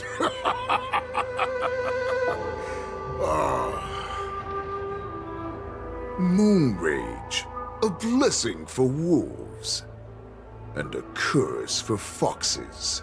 For Borison, to have their bodies torn apart by Moon Rage and transform into a beast is the ultimate joy. But for you Foxians with poor regenerative abilities, it means certain death. With the burning fury in her heart, that Foxian general will eventually lose her sanity and indulge in endless bloodshed. The scars on her body will not be caused by enemy weapons, but by the immense power she can't withstand. One day, she will be torn apart and die as a monster.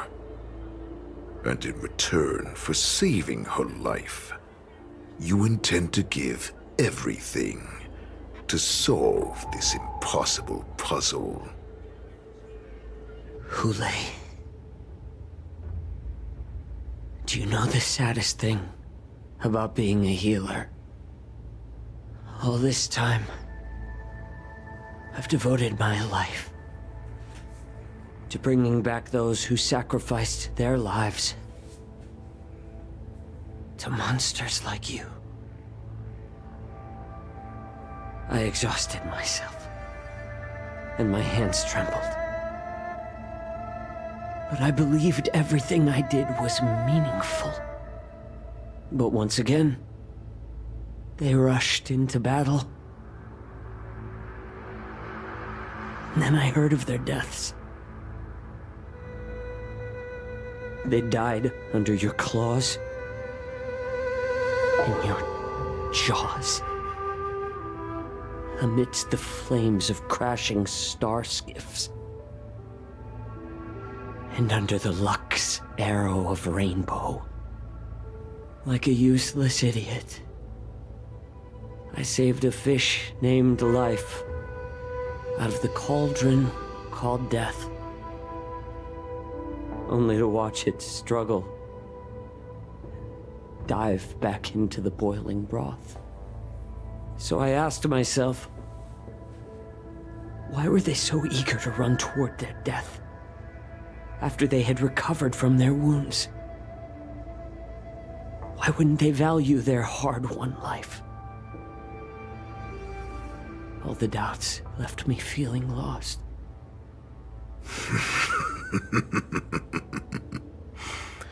I can smell your desperation, all the way down to your bone marrow. Eventually, I realized that their deaths held value.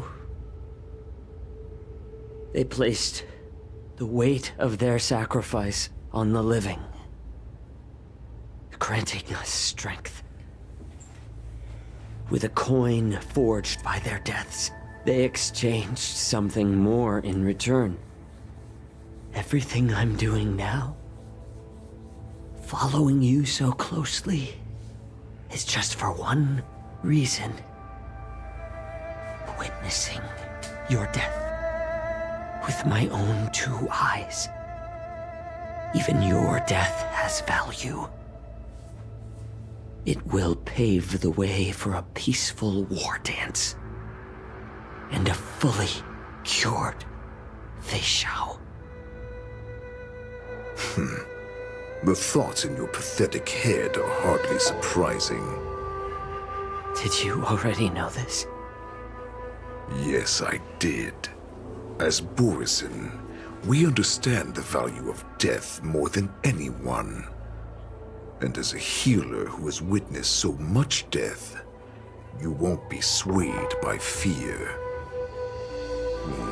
What a shame, what a shame. Your story actually sparked a trace of respect for you in my heart. Can you even feel respect with your corrupted heart? Of course. Because I caught a whiff of my own kind in you. Unfortunately, in the end, you're still just a weak fox. As the wolf's creed goes, gift the wolf a dead end where new paths arise. Raise him to a doomed fate where satiation lies. The cowards in forgotten corners meet their unworthy demise. Yet the valorous in brutal battles embrace their eternal prize. That's why I'm keeping you alive for now. I want to show you how Borisin truly respect their enemies. We will consume your flesh and blood, nourishing our own. We will crush your hopes and dreams, clearing a path for our hunt. Your feeble souls will witness a new future. A future that belongs to me. My lord, we received a message. Our arrangement at Stargazer Navalia has been discovered. We must act quickly. That doesn't surprise me at all. Moktok, what's that noise? It's the Sky Splitter. The ship that the Wardens will be held on is about to set off. The Skyfaring Commission will clear the air routes. And if our star skiffs try to escape, we'll be spotted. Calm down, Moktok. Look at you now, hiding and fearful. Where is your Borisan dignity? As I said, I'd sacrifice my dignity for your return. As long as you can come back to the Borisan Pax, there's still hope. Hope? The Borisan have forgotten the Wolf's creed. Weak creatures put their hope in the strong, but the strong fight their way out. Bringing me back instead of choosing a new master only proves the decline of our pack. And as for the prophet who manipulated you into saving me, she's just a liar trying to use Duran's offspring. Moktok, let me tell you how the Borisan will rise to power. We won't hide like rats in the streets of the Xiangzhou. We will be ravenous wolves, walking amongst a herd of lambs with our fangs bared. But Great Warhead, our packs are not here. We can't go to war like this. Our packs are not here. Wherever I go, everyone is the pack. Stay away. Just don't come any closer. No!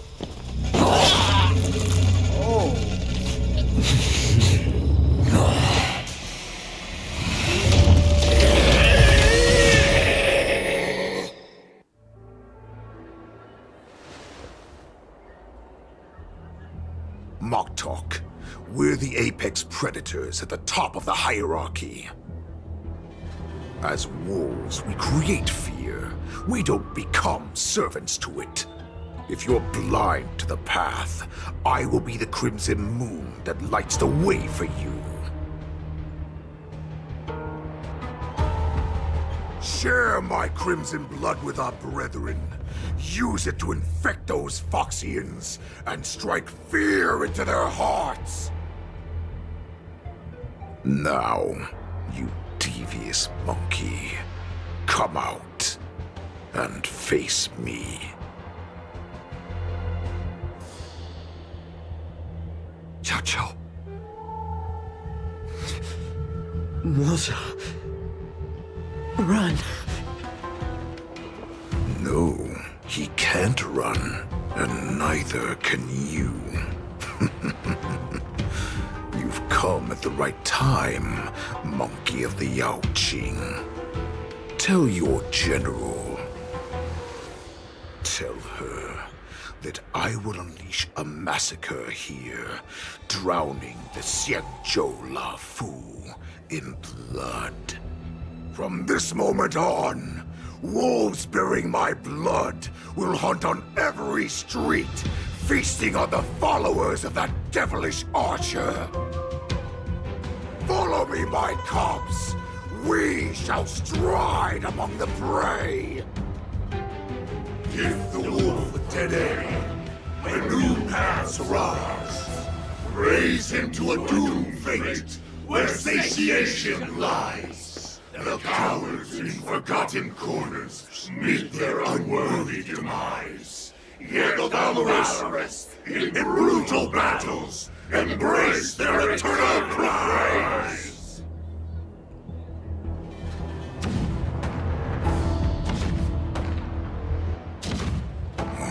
Do you hear that? The rumble of the cannons. It brings back all the memories of past battles within me. My return will bring back the Wolf's Creed. In my own way, I shall save our weakened pack and restore it to its former glory!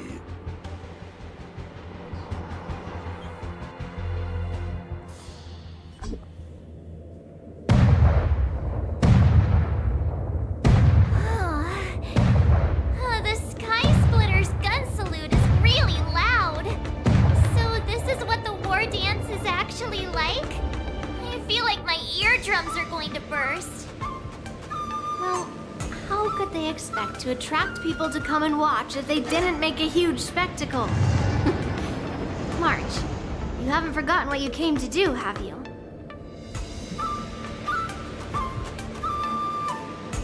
As a representative of the Xianzhou Lafu, I will defeat all challengers. That's the spirit. Sounds like you're all fired up.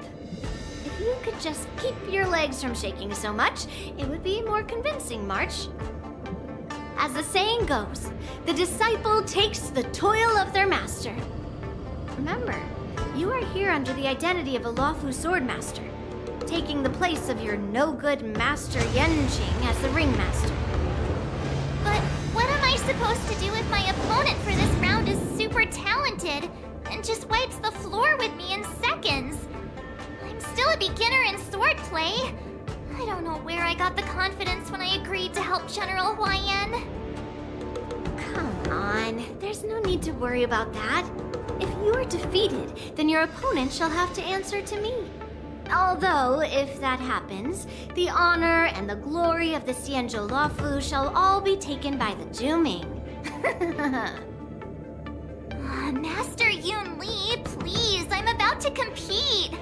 Can you say something that will give me a little confidence? March, think about the great storms that you, nameless of the Express, have weathered along your many journeys. There's no doubt that you have faced far more terrifying enemies than your opponents here today, right? Don't you feel a lot more relaxed looking at it that way?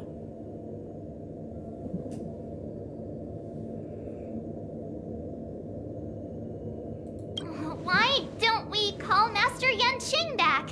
What kind of master would retire at the height of their career and leave their disciple to fight in their place? March, your master has dropped out of the contest. This is a great opportunity for you to stick your neck out. Stick my neck out and get my head chopped off, you mean? What is all this complaining about? You made a promise to my grandfather, and now you want to run away? Get out there, now! Master Yun Li, I don't think I'm completely ready. March, there is no such thing.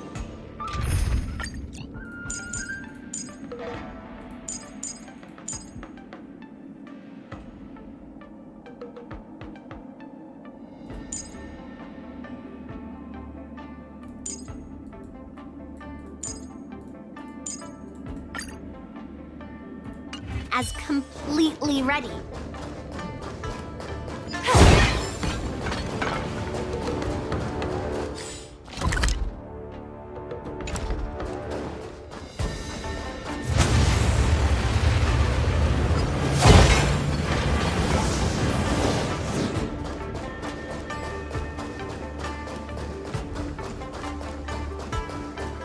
Miss Yun Li, Miss March, this way, please.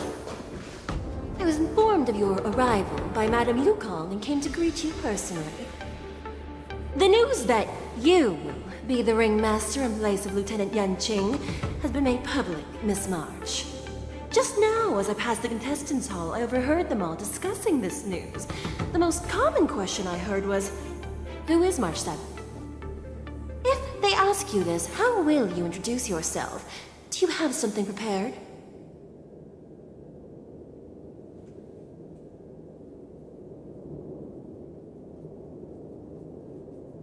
Wow, really? I am a disciple of Lieutenant Yanqing. That means that I'm also technically a grand disciple of General Jing Yuan. When you put it like that, I'm actually a pretty big deal. Huh. You completely left my name out! How rude. I see you are both quite relaxed. Impressive, given the danger you face. Miss Yun Lee's contestant information was registered for the war dance a long time ago. However, as a last-minute entry, the Skyfaring Commission has taken care of the necessary procedures for you, Miss March 7th. Please, follow this path. The contestant hall is just up ahead. Thank you, Miss Shikwe. Come, let's take a look around the contestant hall.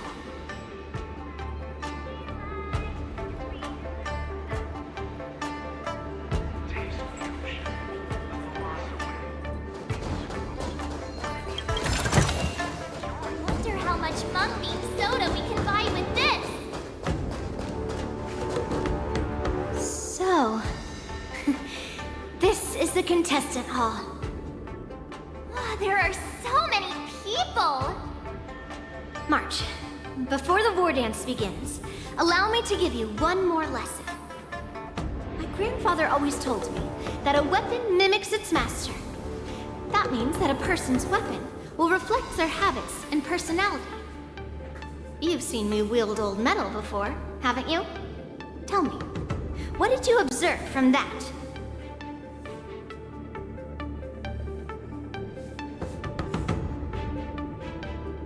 Waving around such a giant weapon, Master Yun Li favors using overwhelming force over strategy. You're not wrong. My battle style has always been simple and effective. One cut, and it's over. Observing the weapon that your opponent uses, assessing what kind of battle skills they excel at, and where their weaknesses lie, is the key to victory in battle. A shockingly heavy sword like mine, for example, is obviously not suited for a long, drawn-out battle. So, it would be best to find a way to drag the battle out. Why would you tell me your weakness?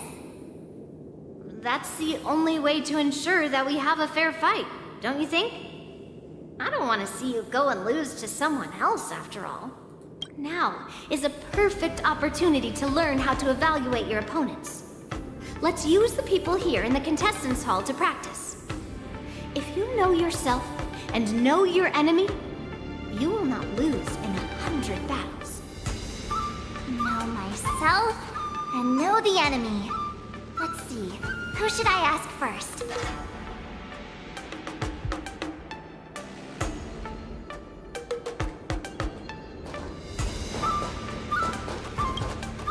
Ugh. I am not used to wearing clothes like this at all. Oh, you're March 7th. The stand-in for Lieutenant Yunqing, correct? That's right. And you are? As you can see, I am the journalist entrusted with interviewing contestants on site. I see the Skyfaring Commission has really gone all out as the host. Interesting. That's right. A big event like this just can't go ahead without a few of us running around. Since the competition is getting started, could I ask you some questions that are on my mind?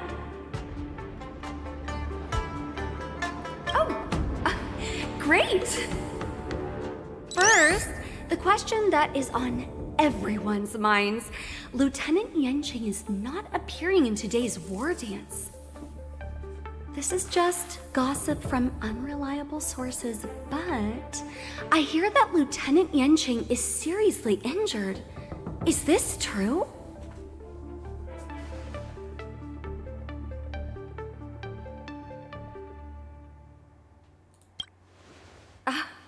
My apologies, this was very unprofessional of me. I see that Lieutenant Yunqing has his own affairs to tend to. Then, let us look forward to seeing a valiant performance from you, Miss March. Once the war dance begins, you will be challenged by master swordsmen from many different worlds, Miss March 7th. Are there any that you're looking forward to facing in particular?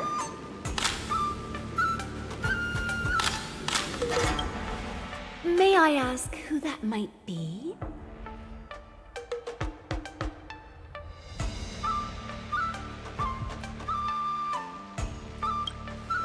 the talented swordswoman from the Xianzhou Juming, Miss Yun Li. I look forward to a spectacular battle between you two. Thank you very much for accepting my interview. Much appreciated.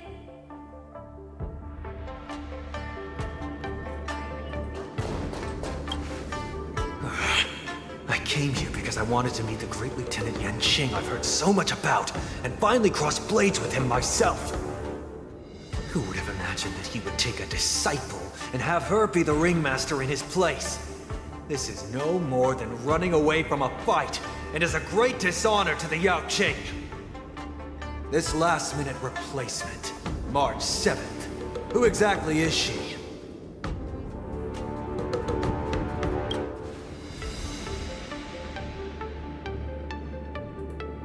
If I'd known I could use multiple weapons at once, I'd have brought my bow. Hello, miss. Are you here to take part in the Ringmaster's Challenge too? That's right. I'm the March 7th that everyone's been talking about. What? You're March 7th? Don't worry. I'm a newbie swordmaster who's only been practicing the art of swordplay for half a month. March 7th. Standing before you is a seasoned Cloud Knight who has practiced swordsmanship for over 200 years. Tricking the opponent into underestimating me is a valid tactic too, right?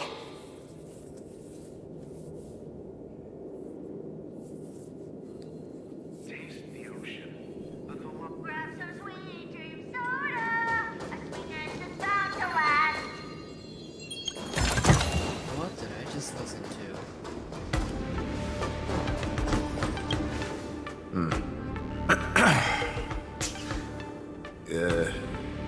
Was there something you wanted to ask me? Ah, yes. Yeah, this is just a regular Cloud Knight Devastator glaive. Oh, I understand what's going on, Miss March 7th and Miss Yun Li. I'm actually not a contestant. I'm just here as a security guard. Oh, it's all right. I can't bear to watch other people make things awkward, so I always try to keep the conversation going. But then, I'm the one who ends up making things awkward. I've gotten used to it by now, so don't worry. There are still many guests arriving here. Please be cautious. Understood. The first round of the war dance is about to begin. Are you feeling okay, March? Me? I'm fine. As soon as I saw all these people gathered here, I suddenly felt weirdly relaxed. Looking at these contestants, I suddenly feel a lot calmer for some reason. I understand why you wanted me to know myself and know my enemy. I don't feel as nervous as I did before. So, do you want to go out and see the ring?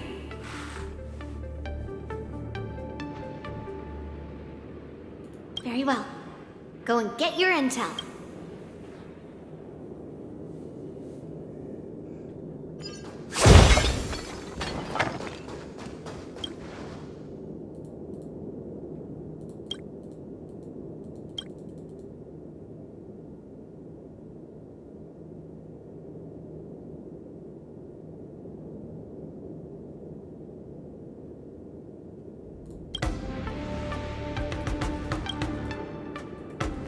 That's enough knowing the enemy for now.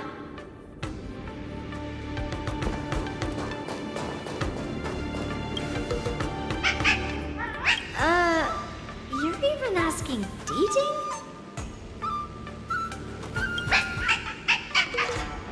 Aw, it's saying I am not a contestant. Got it.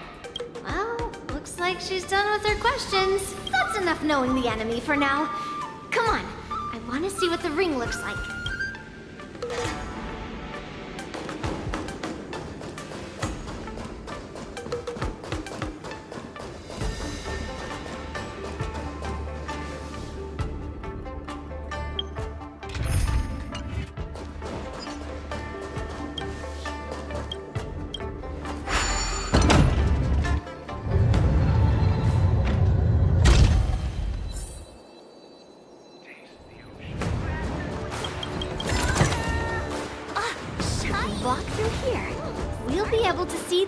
Dance's official venue.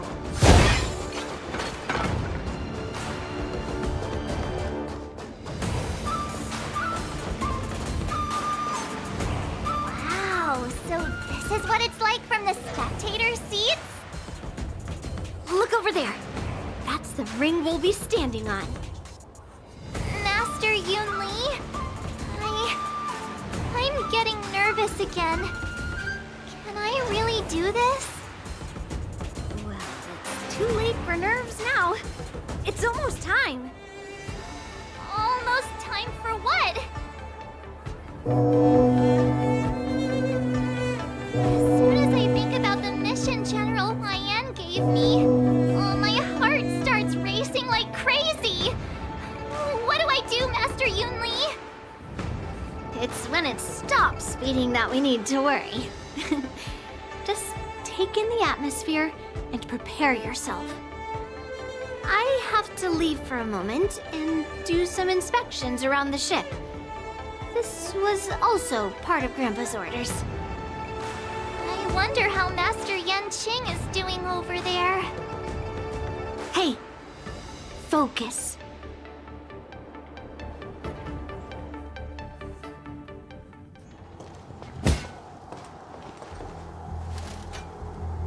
General, report! The teams are in position, and the Skyfaring Commission has taken control of the Starskiff lanes. Activate all side cranes and have them scan everyone coming in and out of the port. Remain vigilant at all times. Any suspicious movements must be suppressed as quickly as possible before the situation gets out of hand. Yes, General.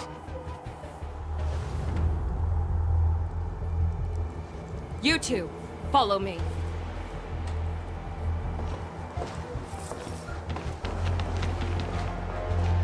What's signals nearby, but we lost contact just a moment ago. That mean... He will be fine. Cloud Knights, search for the target.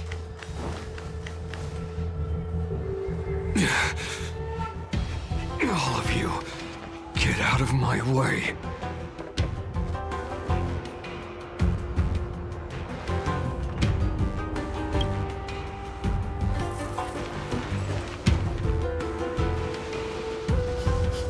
Wait. Don't go any closer. General, I failed you. That mad dog left me here as...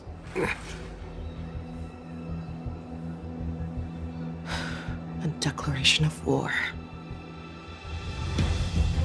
That's right. I've been holding back the urge to slit his throat all this time. Well, Lord Hule ordered us to remain here, just to see. If you, the great Merlin's Claw, mortal enemy of the Borisin, are able to join him in a little hunting game. Hunting is not a game. It is a battle of life and death. Are you ready for your death, Abomination?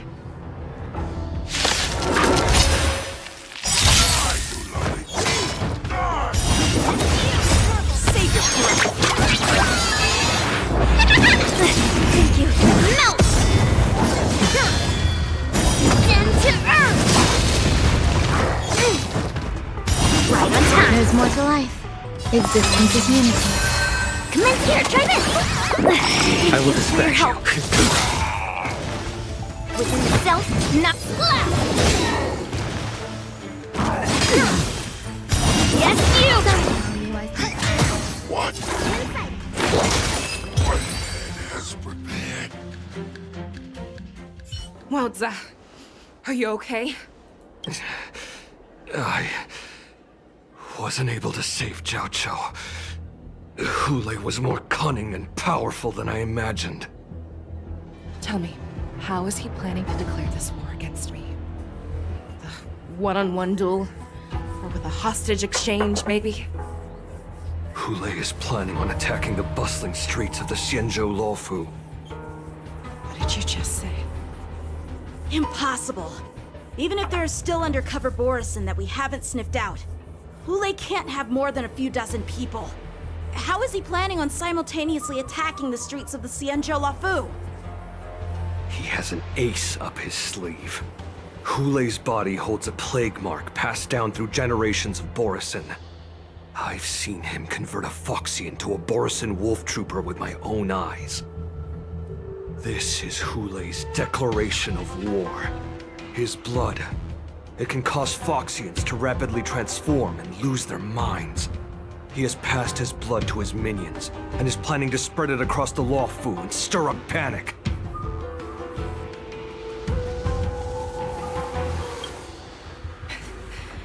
He wants to encircle us in one fell swoop. This beast is truly unpredictable. Contact the Skyfaring Commission and the Cloud Knights right away. Have them enforce a traffic ban and order all Foxians to remain indoors until further notice. The moment you see your enemy's declaration of war, it means that they have already begun to take action. But if Hulei succeeds in getting this panic to spread... Do you remember what I told you before? Hunting is about thinking the same way as your prey, not just mindlessly chasing after them. What Hulei wants is to see everyone on the Luofu descend into panic. He wants to see us lose our minds and waste our limited manpower scouring every inch of the Luofu for signs of an attack until we exhaust ourselves. It's like that party game that the people of the Yaoqing love to play. They hide an object under one of several bowls, then move the bowls around and have you guess which one the object is underneath. The way I see it, this is all nothing more than misdirection. No matter what Hulei does, there is one truth that cannot be changed. He is trapped aboard the Xianzhou Luofu. The only way for him to escape is to find a ship. Right now, the only ship he'd be able to see is the Sky Splitter. In his eyes, that ship is full of countless hostages. That would be the best place for him to go. So, that will also be our final battlefield. But if we're wrong about this, if he goes somewhere else, or if he does as he said he would, and his minions infect the Foxians everywhere with wolf blood, what do we do then? Are we just supposed to abandon those less likely locations? This is another lesson that you must learn outside of swordplay. Weighing your options and making a decision. There are always questions that we will ask ourselves, but never be able to answer. Before making a decision, we must destroy any hesitation that we are holding on to. Once we make a decision, we must fight off any regrets. There is a chance that we will make the wrong decision, and allow our allies to be sacrificed in vain. There is a chance that we will predict our enemy's movements correctly, yet underestimate their strength and be overwhelmed in battle. But being lost in hesitation and failing to take any action will always be more harmful than taking the wrong path. We must make a decision, no matter what. Everyone, listen up. I will personally take charge of Starskiff Haven, evacuate the people, and prepare for any possible attacks. I will do my best to ensure that things are safe on the ground. Nameless, please lend us your strength as you did when the Ambrosial Arbor was reborn. I need you and Wildza to go in search of Jiao Cho. General, please entrust me with the safety of the Sky Splitter. I was originally meant to participate in the tournament, so now it is only right that I return to the Sky Splitter. If Hulei does come to attack the Sky Splitter, Lieutenant Yanqing, I need you to hold him there until I am able to arrive. Please rest assured, General. If he dares step foot on the Sky Splitter, I, Yanqing, swear on the blade in my hands that he shall not escape.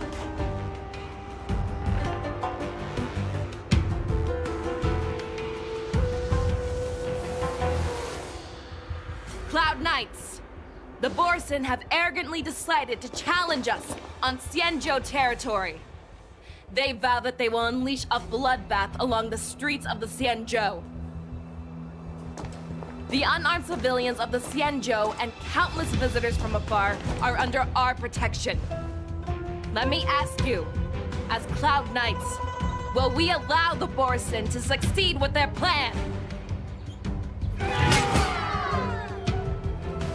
Be on your guard.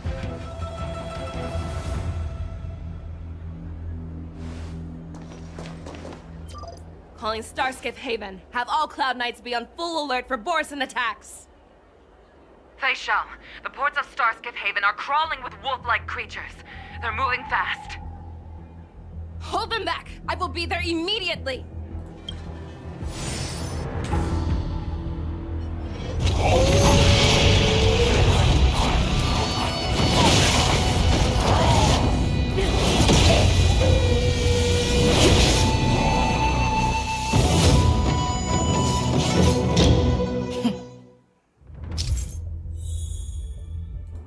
There you are, Faishal. Madam...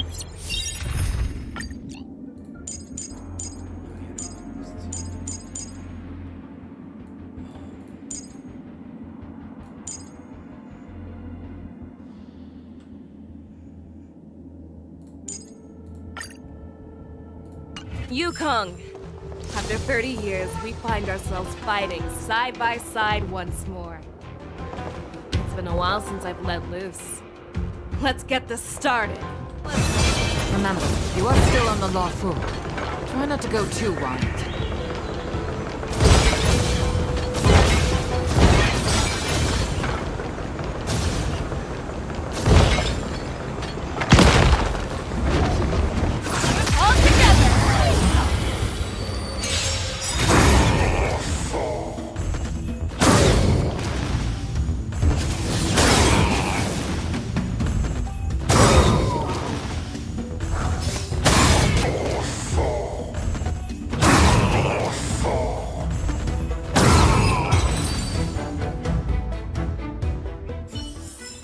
Short respite, then time for the next fight.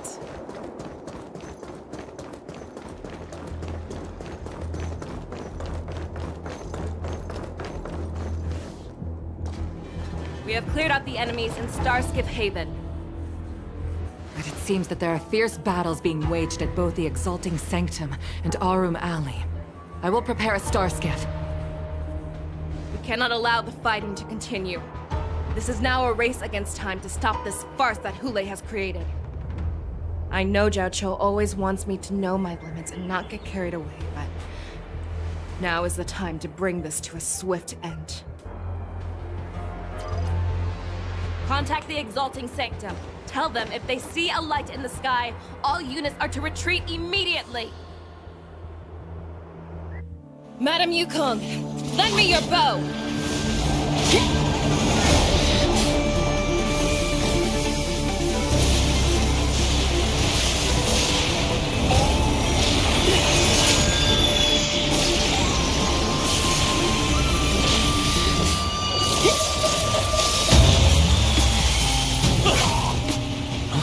What's that? Everyone, out of the way!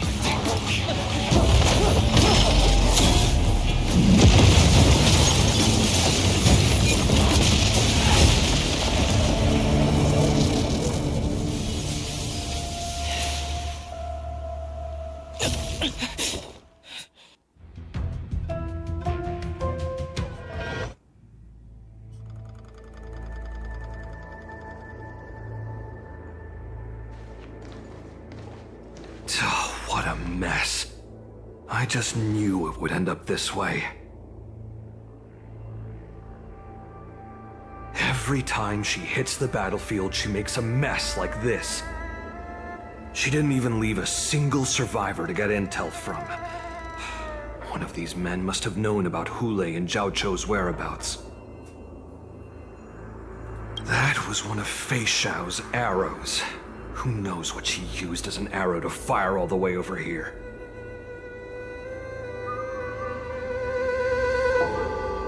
I wouldn't say always, but often would be fair. As soon as the heat of battle gets to her, she sees every place as a battlefield where she can unleash hell. Take a good look around. If you can find one or two Borison that aren't dead yet, let me know. I don't care how tight their lips are sealed. I always have a way to crack them open and get the information we need.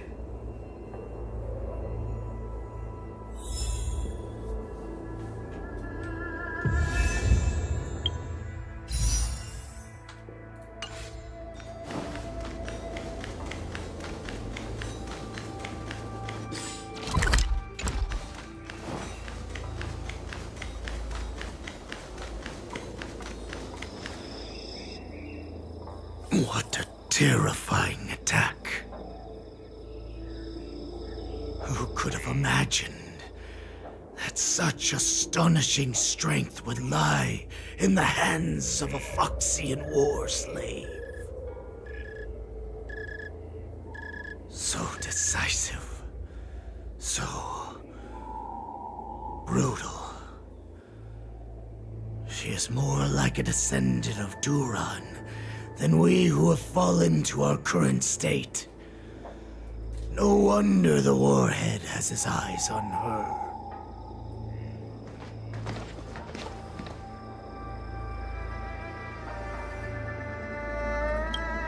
The sneak that infiltrated the shackling prison. Moktok, you are harder to kill than a cockroach. But the fact that you have willingly shown yourself saves us some time. It is not too late for you to surrender. Tell me, where are Hule and Jiaoqiu?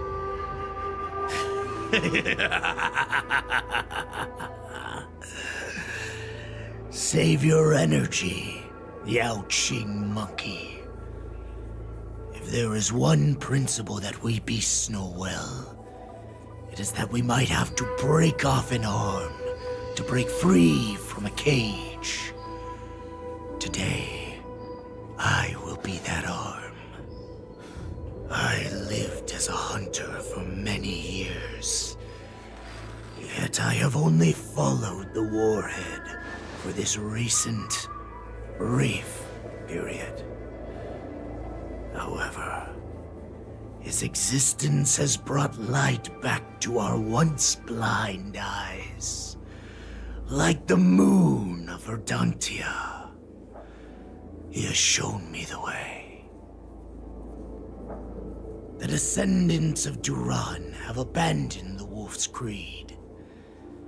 In order to ensure our survival, we took solace in the shadows and fed on one another. We were no longer wolves. We were no more than rats, living a dirty and pathetic life. Thanks to the gift granted to us by Lord Hule, I have shared his vision and his blood. The descendants of Duran should live for the victory of the pack, and they should die for it as well. Come, Yaoqing man.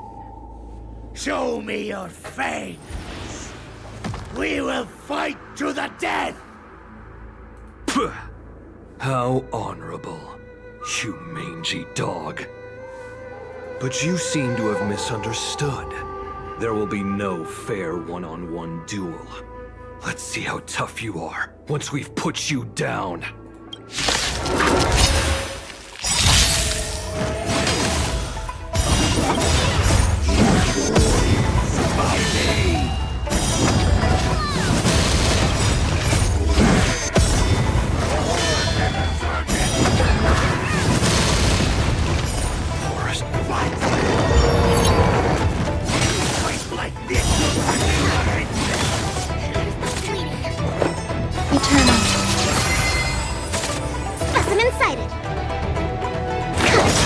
Every petal, all will be swept away by the wind.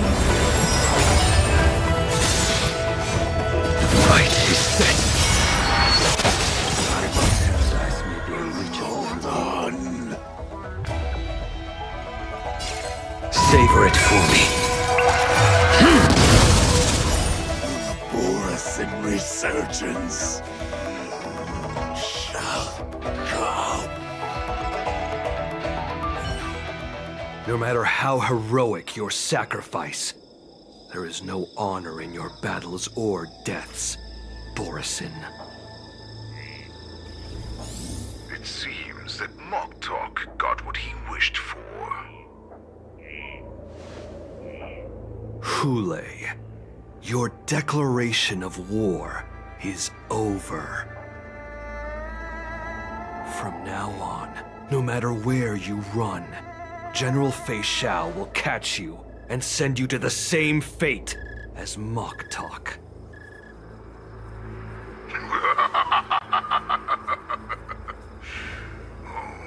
Your tongue is sharper than your claws. Don't stand in my way, child. Have your general speak with me. Our little hunting game is not over yet. Stand down, Watsa. I am here, Hule. What do you wish to say? The Merlin's Claw.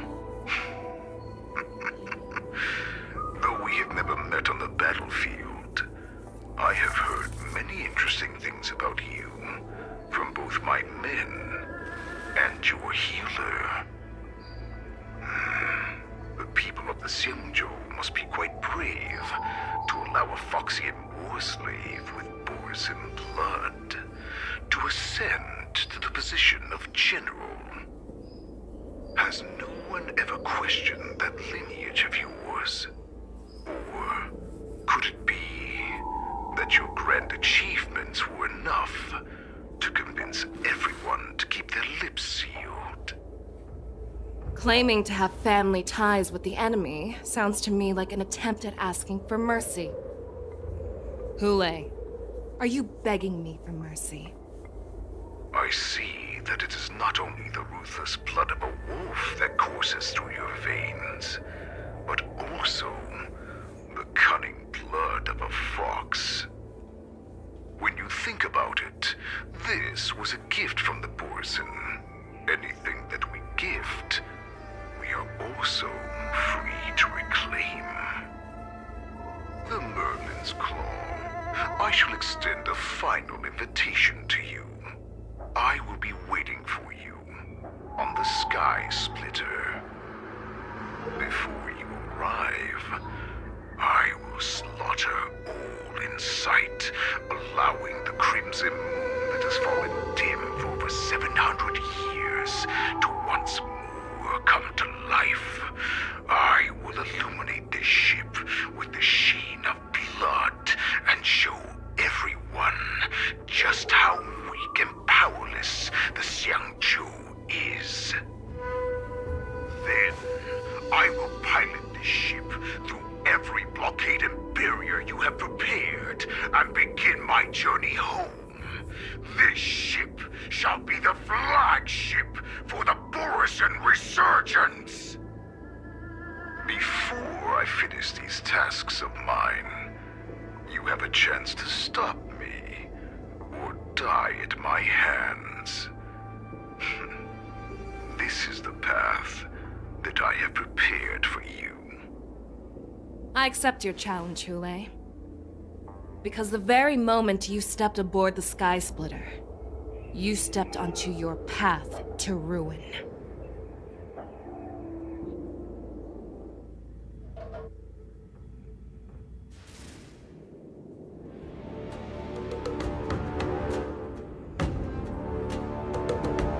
I'm entrusting you not only with the honor of the ring, but also with the security of the Sky Splitter. That's easy for my grandfather to say. But this mission doesn't seem so simple anymore. The first round of the tournament is about to begin.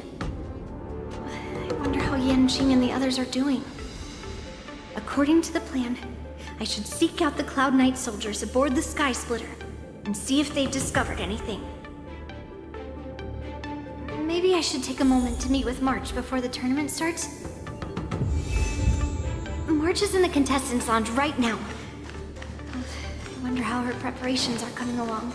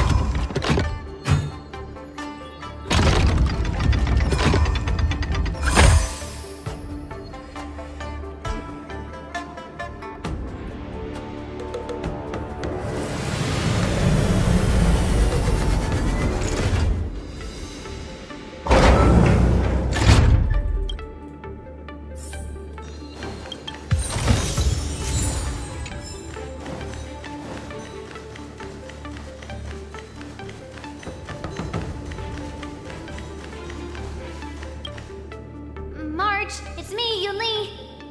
Are you okay?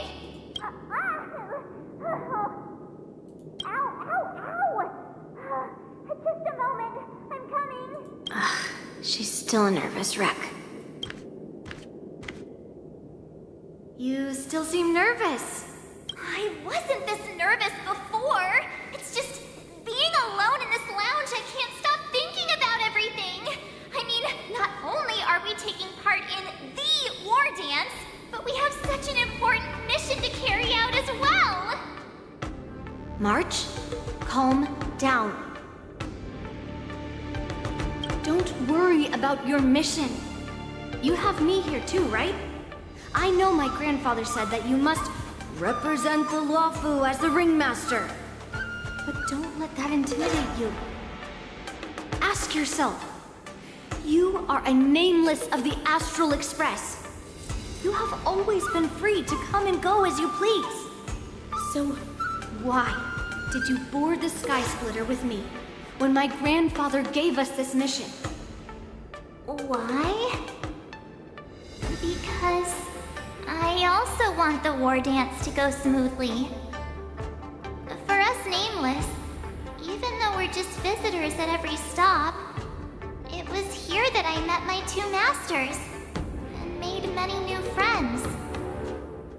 I want the war dance to go ahead without any problems, for everyone's sake. Good answer. The tournament is about to begin, so I must go carry out the mission that Grandpa gave me. March, may your blade be sharp and your victory glorious. Thank you, Master Yunli. According to Grandpa's plan, I should seek out the Cloud Knight soldiers aboard the Sky Splitter and see if there have been any new developments. Hello there. Is that you, Miss Yunli? If there's anything that I can help you with, please let me know. The Cloud Knights are all in position, following General Hua Yan's orders. Very good.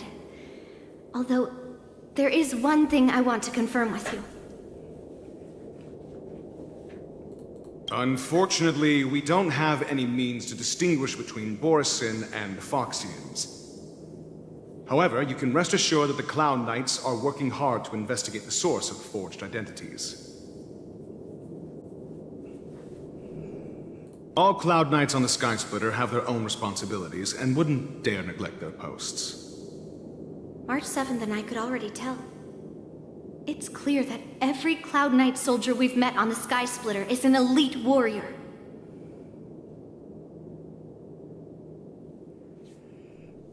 Your timing is perfect, Miss Yunli. We actually just received an emergency boarding request. An emergency boarding request? It wasn't on the Sky Splitter Starskiff registry, but all the documentation checked out. Who would be boarding the ship at this time? Where are they? I'll go check it out. The Starskiff is using the contestant docking bay. Would you like me to lead the way? No need. You have your own duties to take care of. I will be fine by myself. I have to check on this immediately.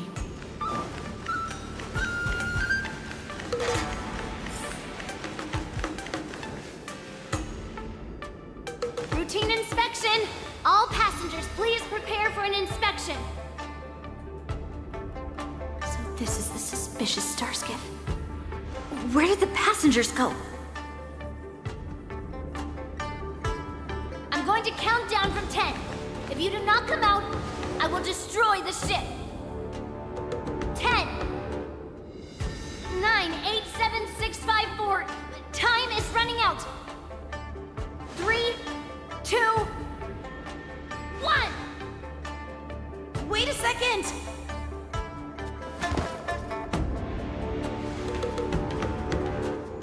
It's me! It's just a routine inspection. You weren't actually going to blow up the ship, were you? Is that also some kind of Zhuming custom? Didn't little Yenqing claim he was going to give up being the ringmaster and go on the hunt instead?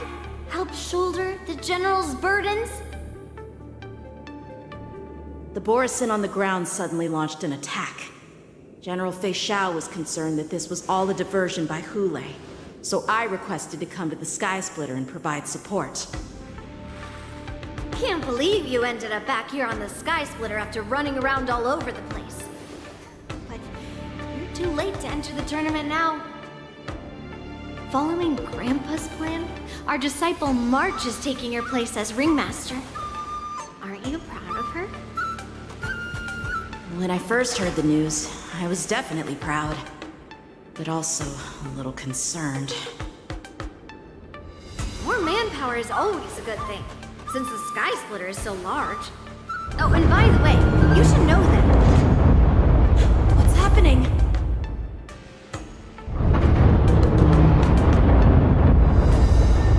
Does it feel like the Sky Splitter is slowed down? Could it be... Come with me. We need to check the engine room. It's the heart of the ship, so we need to prioritize its safety.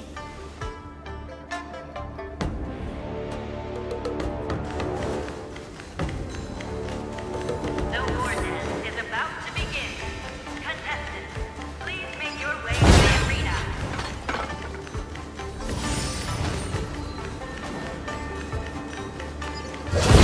The engine room is just up ahead. Let's go. So...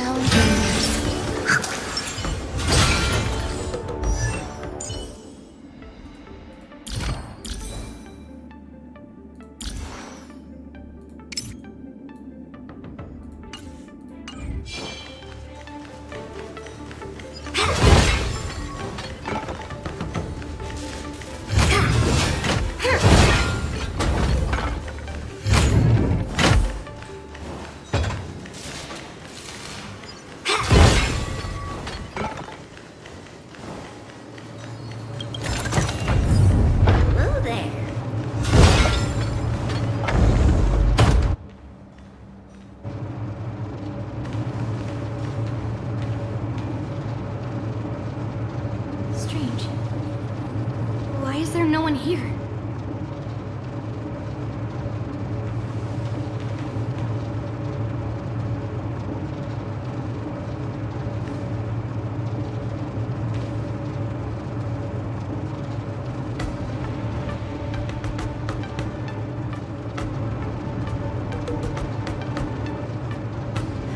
Cloud Knights. They're over here.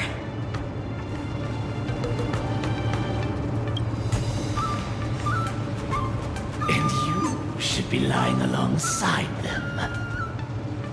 Don't worry, children. There's plenty of space to hide your bodies over here. Even though I truly hoped that the war dance would go ahead uninterrupted, and that I was worrying for no reason. Now that these guys have finally shown up, it's a huge weight off my mind. Bring it on, you abominations! Resistance is unity. Melt! Down to earth! Yes, you! There's more to life. A blade mode of fight is set. Strength of iron is slap! Yes, you!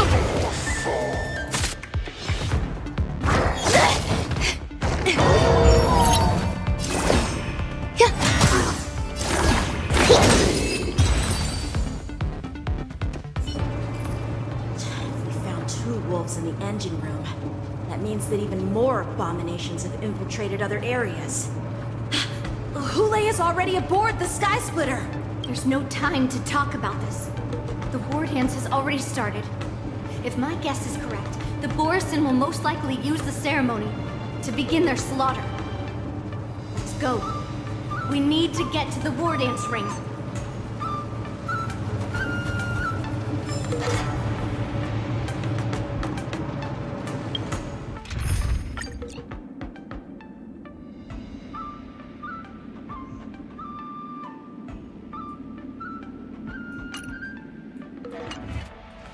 Come with me. To the ring.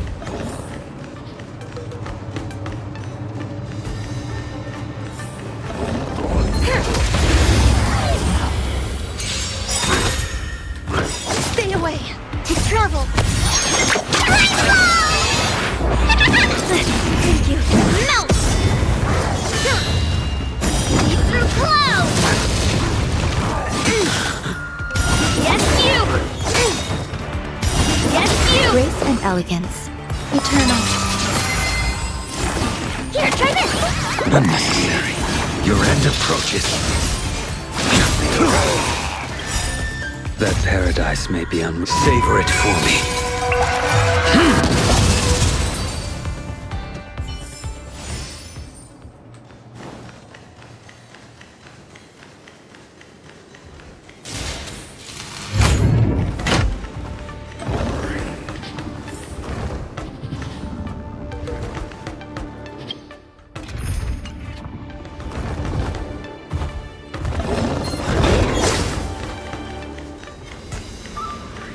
This way. We're not too late.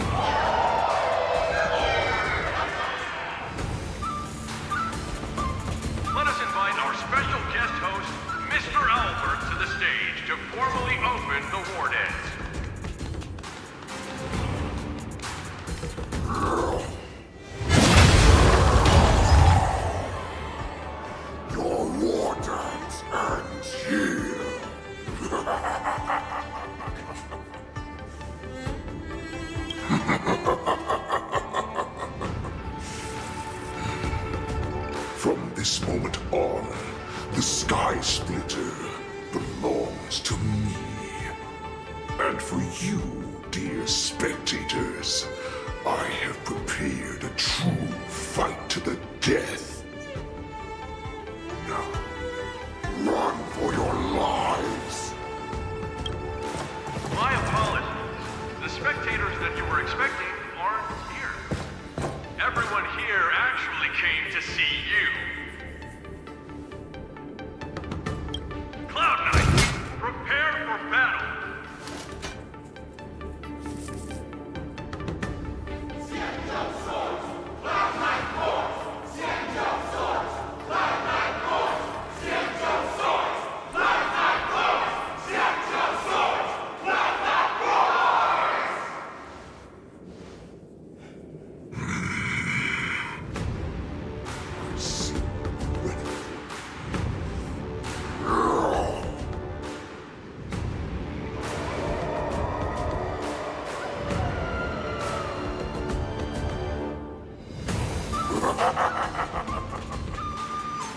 That's fine too.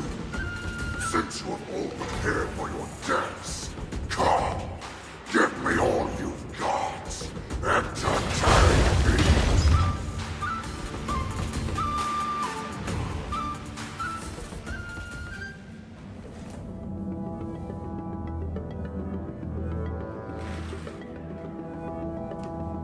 Surround your enemy, but leave one side open.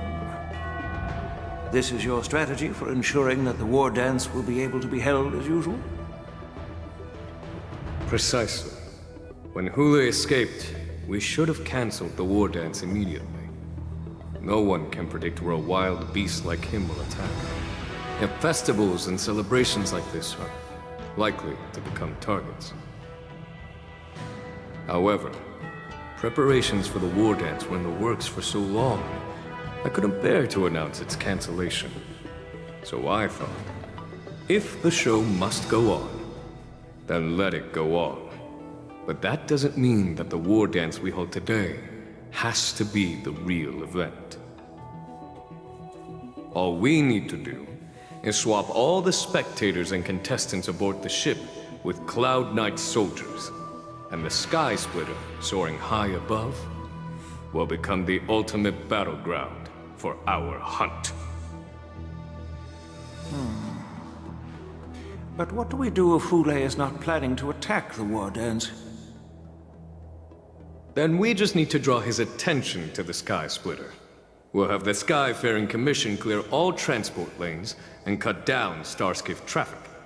Then, when the time comes, there will be only one ship in the sky, and he will have no reason not to attack. General Fei Shao will be in charge of scaring the wolves and cutting off their other means of escape, making him think that this will be his best way out. Given that the Borisin already have insiders on the Law Fu, I will be in charge of putting pressure on them, making them focus solely on keeping themselves safe. Very good.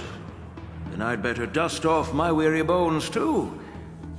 I will go with the Skyfaring Commission to guard the Jade Gate and ensure that things do not spiral out of control. Knowing that Elder Huayan is part of our last line of defense is a great comfort. This hunt will make Hule understand that the arrows of the hunt will always be one step ahead of the abominations.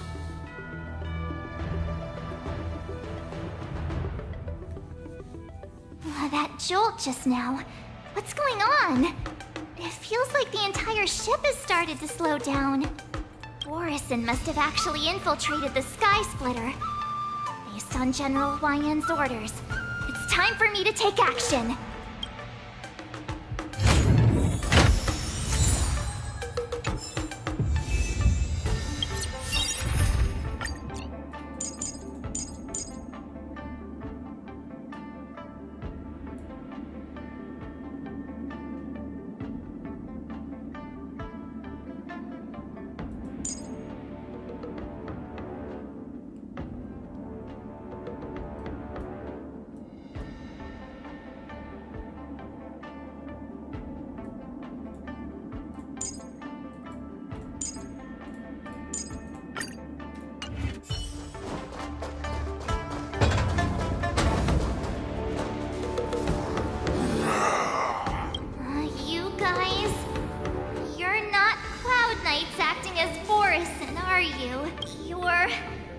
You're real Borisin, aren't you?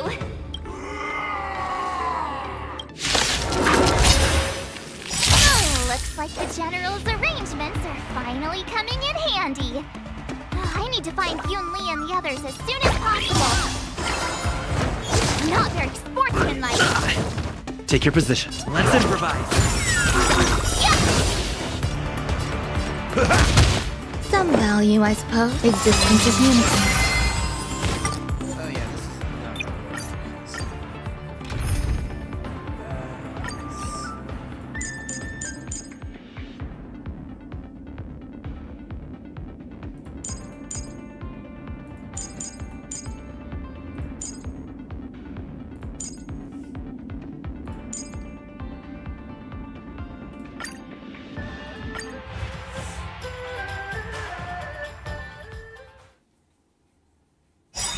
Looks like the General's arrangements are finally coming in handy. I need to find Yumi and the others as soon as possible. Whoa! Together as one. The fight is set. What are you made of? Stop! It came together.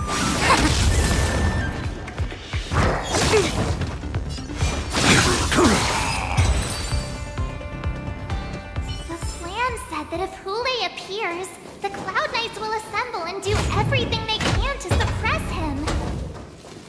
Master Yunli, where are you? March, I'm below the ring. Infallible. Peach blossoms are all below the ring. I remember it being this way.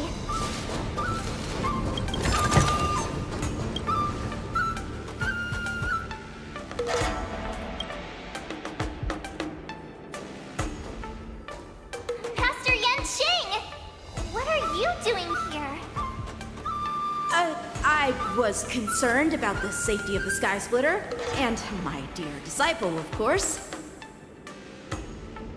Genshin, the wolf you are hunting is standing above us in the war dance ring at this very moment, facing the Cloud Knights. This war dance will not be seen by the people of the Xianzhou, nor will it be just a ceremonial sword fight. This is a battle to the death that offers no honor, only mortal danger. March, are you ready?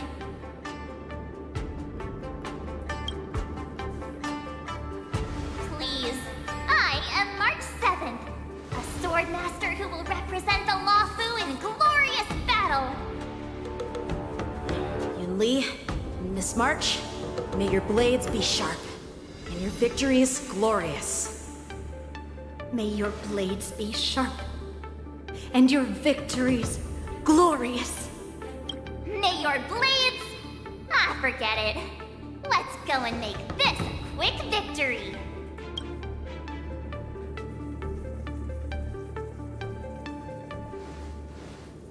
Let's go.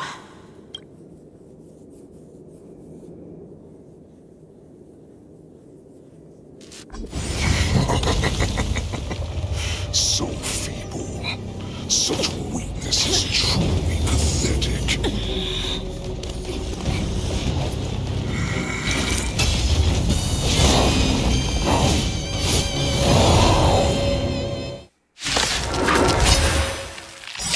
I've been waiting a long time for this, Hule. Chances of young cubs to the sport. Remember this. My name is March 7th. Ringmaster, the Lawfu. This one. Xianzhou not have any word for I wouldn't let my guard down if I were you. That time this old wolf tasted defeat at the hands of a young cub. World have their laws. Yet stratagems, constellations, are human creations! No matter. I'll melt it all down.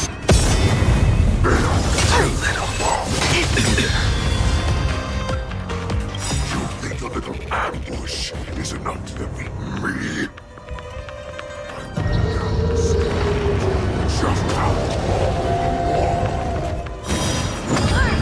It descends with might! Time to show you what I can really do. Azure Dragon, White Tiger, eating less calm. Watch this!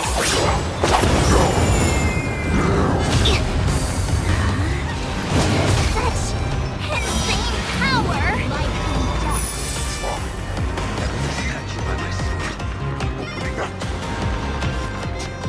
Shall finally arrives.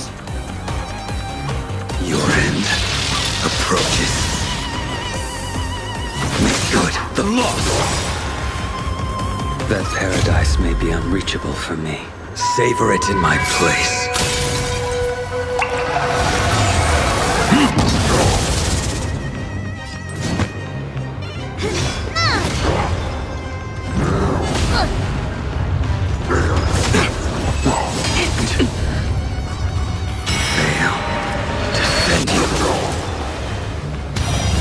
Yes, you! I could take 10 of you! This music, though, hold up.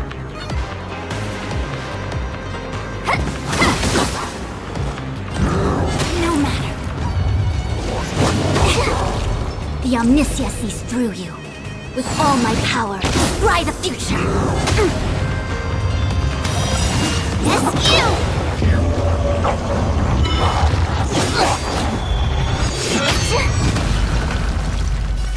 I'll melt it all down!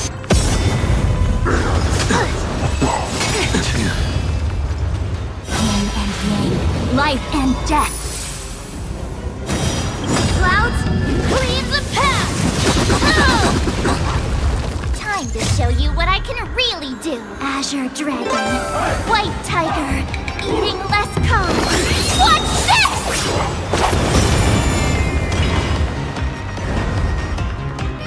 You impede me.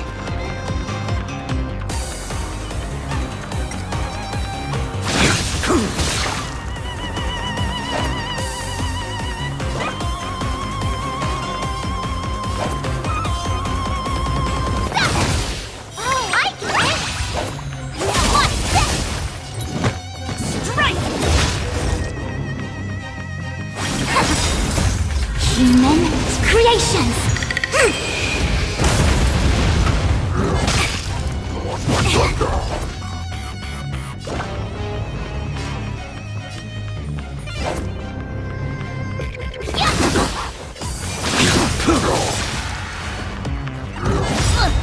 Time to show you what I can really do. Azure Dragon, White Tiger, Bless Card, Wasp, Death! Here comes. A wolf's path only goes onward. Running is never an option.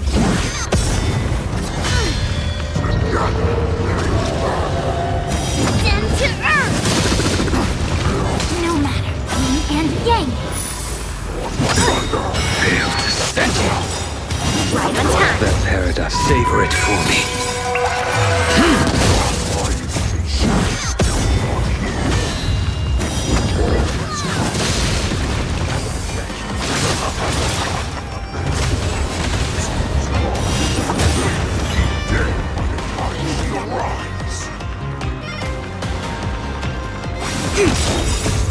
Human creations! Need to shine. Yeah! Awesome! Watch this!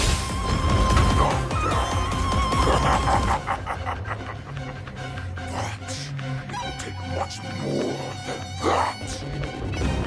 Your people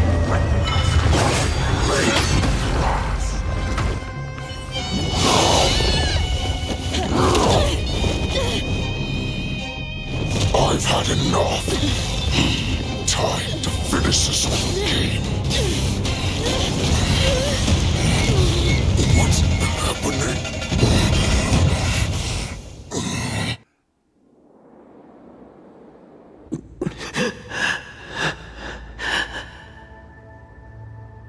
Secrets are a weapon that a hunter cannot live without. Those that have no secrets are no more than prey, cut open and waiting for death. What you're saying is, in your eyes, I am no more than prey that has exhausted all of its secrets and is simply awaiting its death. Do you think you have some other escape route?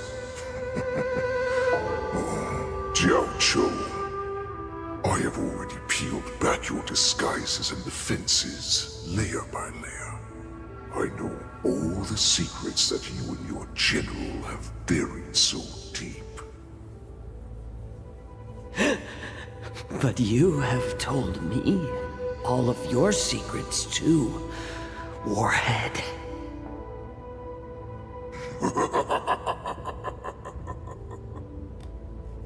Oh, but you will never have a chance to use them. You will be buried with them right here. Although, you are a fortunate one. After all, you will avoid having to see the tragic future that awaits your general. I'm sure she understands her fate far better than you ever will.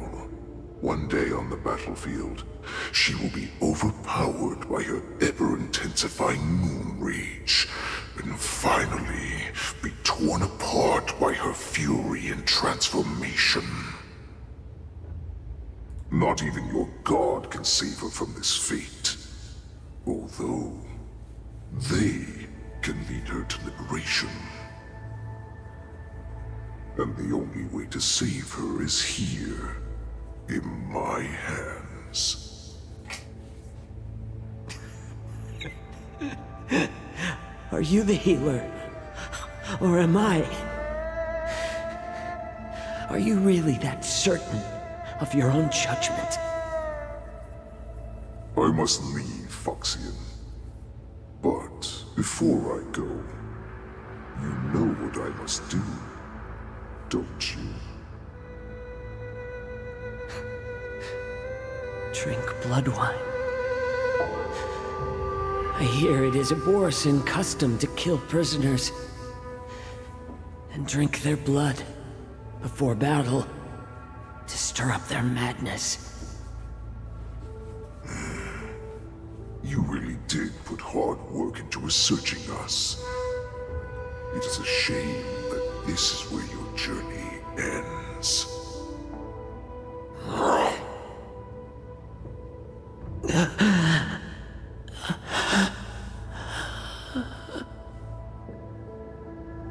Are you the healer, Jiao Cho?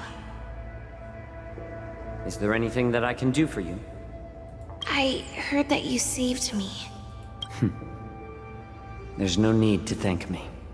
If you're a healer, can you cure my moon rage? And what if I can? Do I just sit back and watch as you head back out to die in battle? Listen to me, child. Your condition is not suited for the battlefield. Okay, then can you cure war? What are you talking about? I'm just a healer. All I can do is... So all you can do is heal us and let us go cure war. Such arrogance, young lady. This war has been waged for thousands of years, and it will only continue. What do you mean by cure war? All you will achieve is getting yourself killed.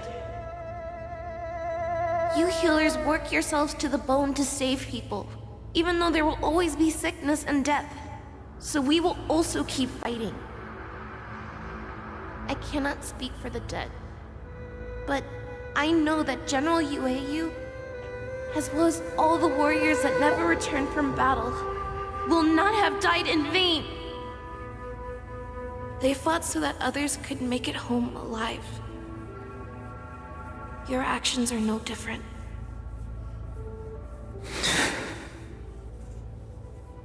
Jiao Cho, this is an order. Cure me!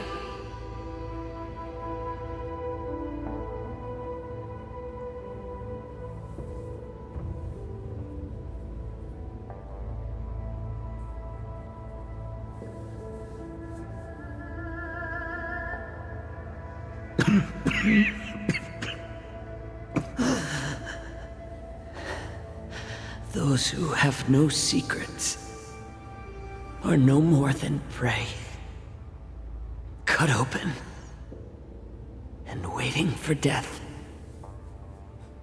Enjoy the taste of my fresh blood, Hulei. Unfortunately, I am not a man without secrets. I still have one little secret hidden up my sleeve. Tumble dust. I drank it a while ago, and the poison is already flowing through my veins. Sooner or later, you will begin to feel the effects. If the most lethal poison known to this world is able to save innocent lives, then it can also be called a great medicine. I will do my best to cure you. Fish out. I kept my promise. At the cost of this insignificant life. Bring victory to the Yaoqing.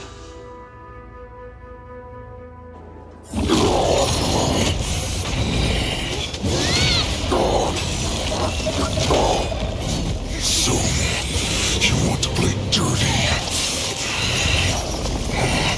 Here, it's colder. My sword is even colder!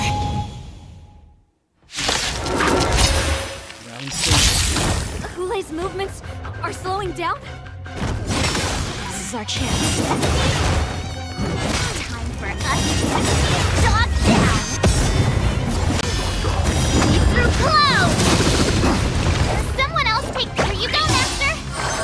Time to show you what I can real... Azure Dragon, White Tiger, list card!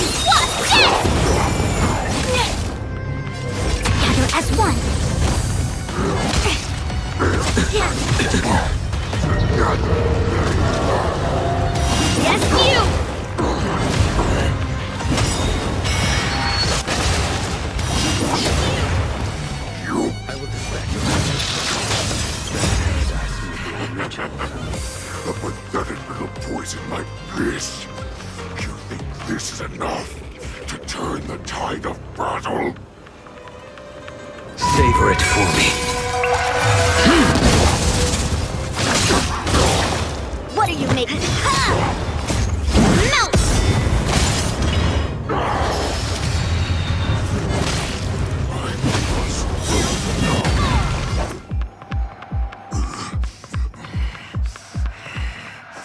That does not mean you can defeat me.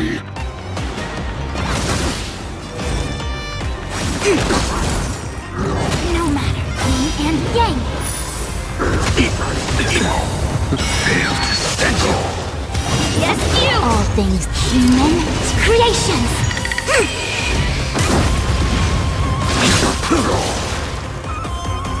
Ready to shine.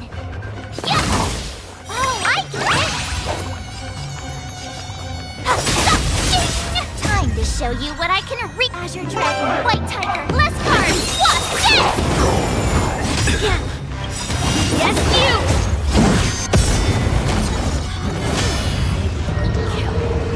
That does not mean you cannot be overpowered. GOOOO, take a good look. The power of the Cloud Knights is in my blade. Yes, you! Melt! Descend to earth! Impossible! How could a mere whelp defeat me?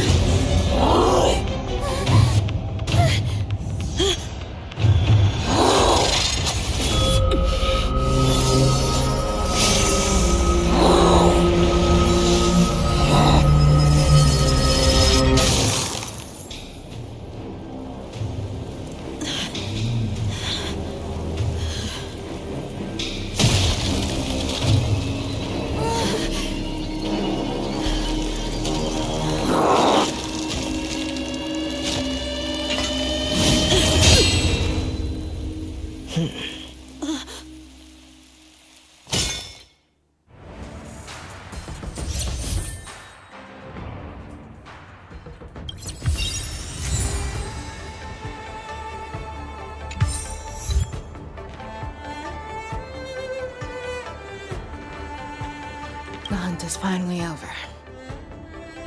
Thank you for holding out so long. The Cloud Knights are withdrawing as we speak. Lieutenant Yanqing, how are you holding up?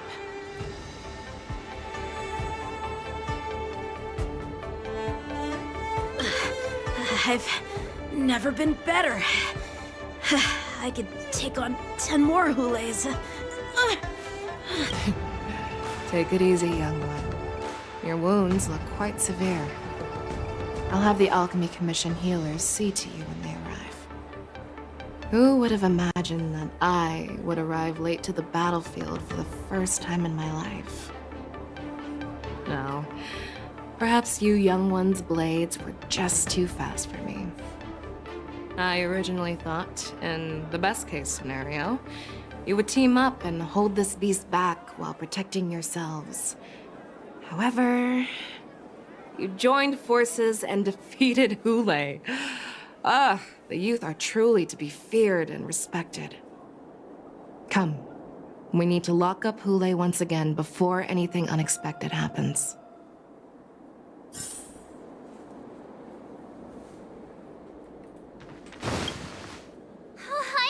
I was so scared. I thought you were a goner there. We're so lucky the General made it in time. Yanqing, that was amazing. The final blow you dealt to Hule. How have I never seen that before? Do you want to learn it? I can teach ya. But, I'll need some time to heal up first. I hate to say it, but if you can teach me that move, I'll maybe admit that you're just a tiny little bit stronger than me.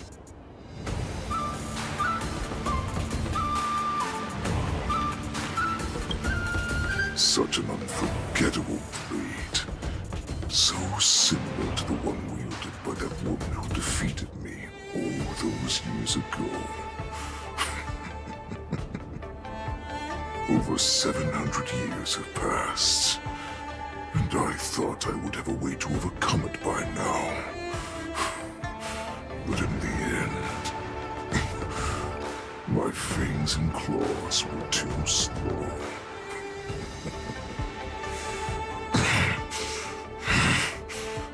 You won, child. Stop struggling, Hule. There's plenty of time for you to be tortured by your regrets when you go back to the Shackling prison.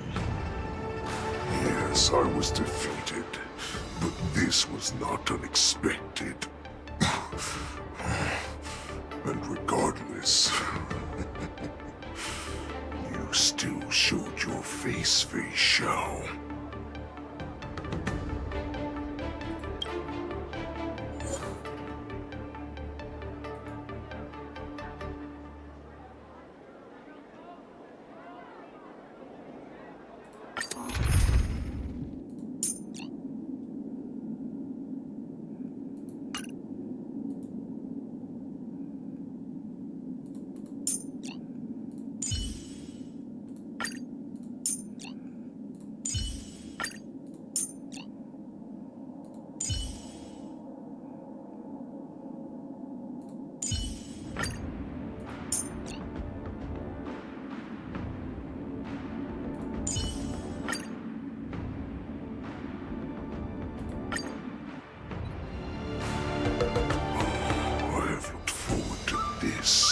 For so long. Our little hunting game has finally reached its climax. I told you before, I had a path prepared for you. You've doomed yourselves. As I meet my demise, so shall the entire Xianzhou Longbow. The crimson moon in my chest will make this place shine with blood. I will drive all Foxians to madness in their fear, craving slaughter without end. What now?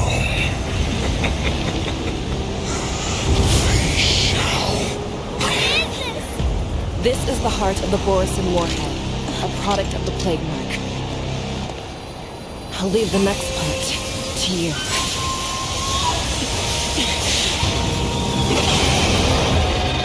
I don't understand. We cannot allow this thing to spread. I will do all within my power to consume this Crimson Moon. Once the situation changes, Lieutenant Yanqing, you are to enforce the Cloud Knight's military rules. Understood.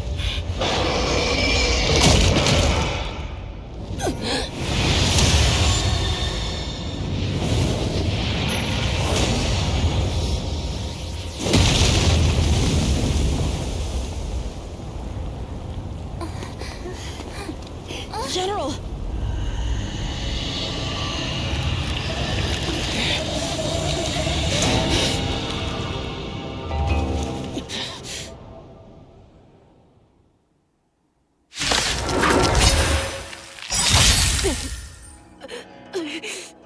Die, Borisin! What? We clearly don't have wolf ears. I will not allow any of you to leave the Sky Splitter! Does she think we're her enemies? Hule just wanted to take down the General, even at the cost of his own life. Snap out of it, General! Converge and awaken! Eternal melody. Every petal in life will be swept away by the wind of time.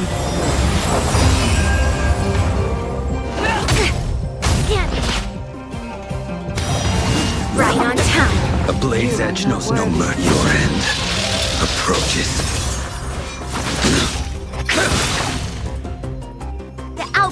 lies within the self. I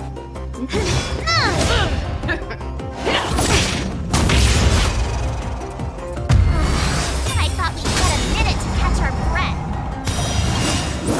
We do. Do we fight or run? For all this, you still think running is an option? Clouds, cleave the path! With all my power, ride the future! You'll do. You are I will not dispatch worthy. you by my sword. That paradise may be unreachable for me. Savor it in my place.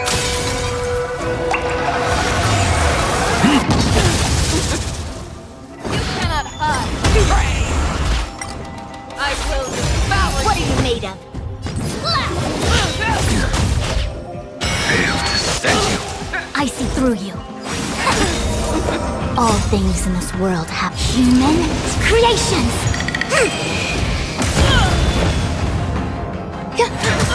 You impede me. With a strike! Together as one. Existence is meaningful. Rip this body of sun. Right on time. Yin and yang. Stand to earth. I will dispatch you. You are not worthy.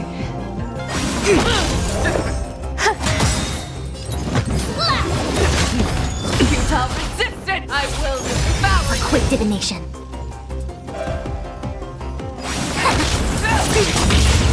Every petal all will be swept away by the wind.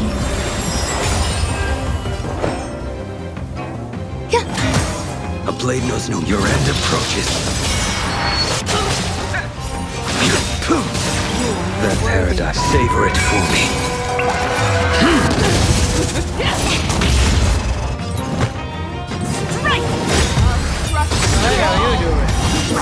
All things in this world have human creations.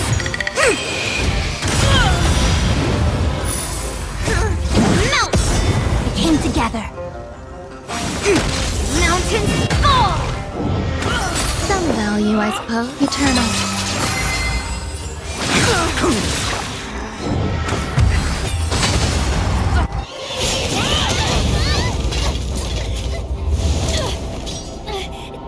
We can't let her get away!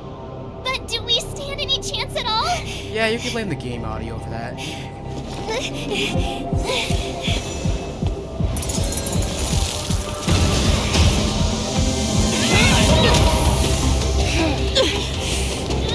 She said, I'll leave the next part to you. She put her faith in us! Trying. I promise. I will cure you. Feisha. No one can live forever, Jiao Zhao. This time, I must break my promise.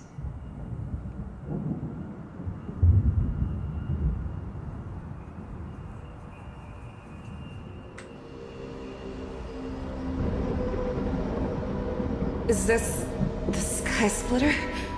Or somewhere else?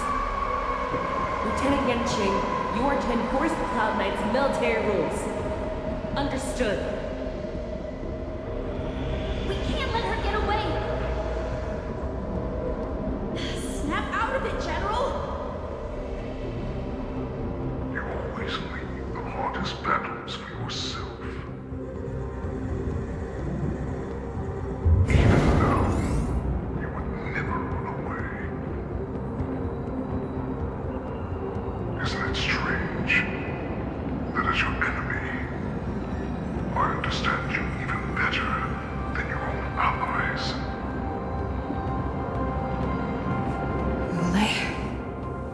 This rage, I remember the taste. I know that it was the victory that it thirsted for. The hunt itself. Isn't that right, Feisha?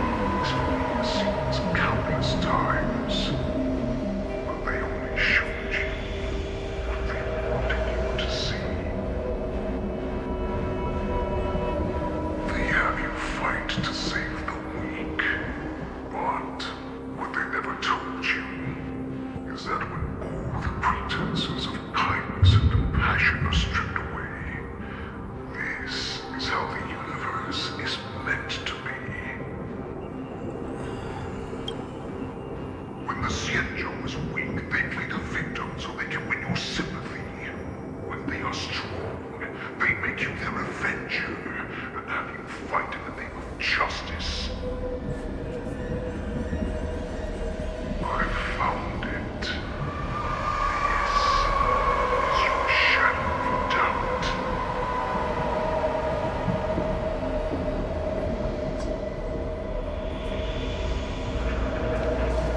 So-called survival of the fittest is nothing but an excuse. You cannot weaken my resolve, Hule. Blinded by the fury of your moon rage, you slaughtered your allies. Merlin's claw, you have betrayed the Alliance.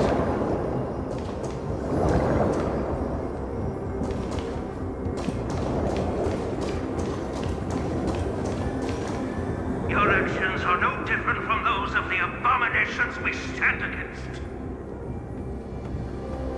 At the end of the day, it is the blood of the abominations that runs through your veins. End of the Alliance. Cloud Knights, formation. You ran into the arms of your new master's army without hesitation. You thought that you had found freedom, respect, and recognition.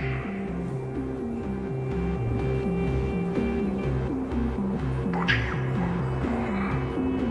They know too well that a wolf will always be a wolf. Now your greatest fear is about to come true. You have become an enemy of the Xianzhu.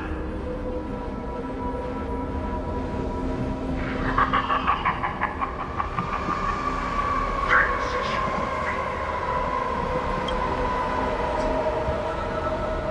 To Wayne, to instill terror within me. All of this is nothing but a phantom.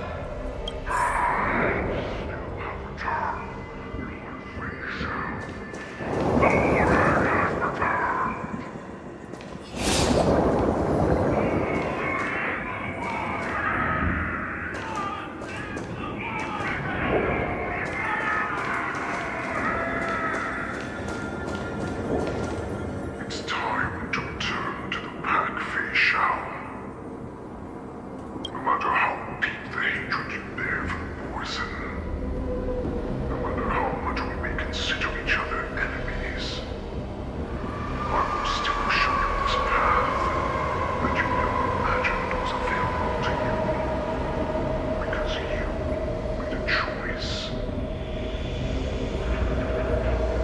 You devoured the Crimson Moon. You are worthy to become the Borison's warhead. What did you say? The descendants of Durang came to rescue me, hoped with all their hearts that once I regained my freedom, I'd be able to turn the tides of battle and change the fate of our people, allowing the Borison to return to their former glory. This was just a dream used by someone with ulterior motives to manipulate the Borison. They would rather place their hopes of survival on an imaginary savior than gain the courage and strength to fight to the death. Borison like that deserve no more than to be sent to their deaths. And I, a prisoner who was held captive for over 700 years, a criminal of war who was deprived even an honorable death in battle, would become a puppet upon my return at the mercy of others. This is a fate that I will never accept. For those who are truly strong, Foxy and Borison are no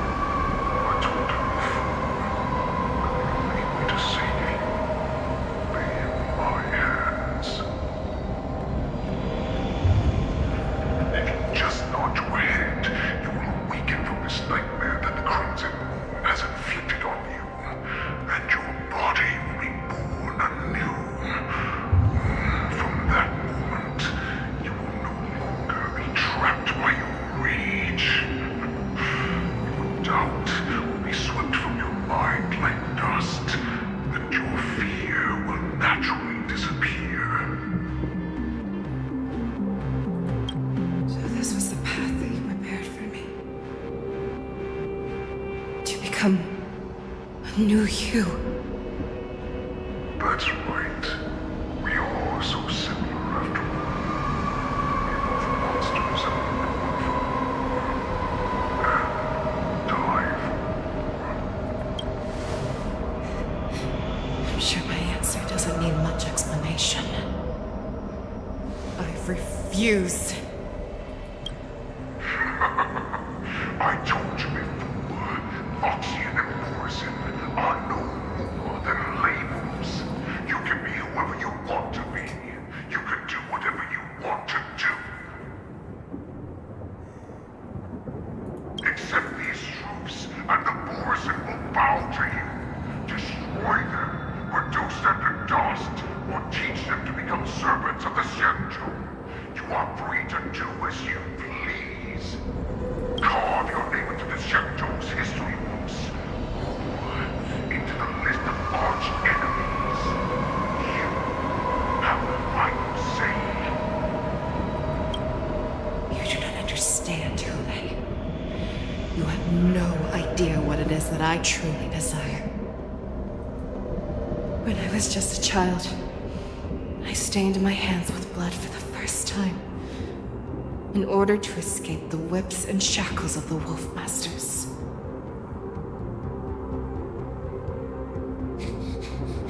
Nirgal, don't stop! Keep running! I can't run anymore. Saran, are they catching up? They're still behind us. Don't stop! Nirgal, look up! Look at that light in the sky! That's a shooting star.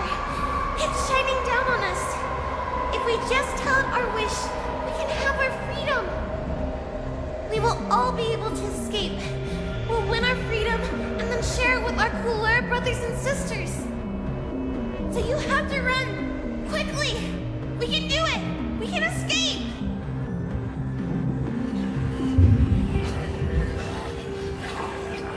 Nirgal, run with me. We ran and ran with all the strength we had. But we ended up losing each other. I escaped the hunting pack and encountered a woman that could fly. A Cloud Knight. I imagine you kept your promise. Unfortunately, when I led her back in order to free my Coolar companions, there was nothing left there but a bottomless pit.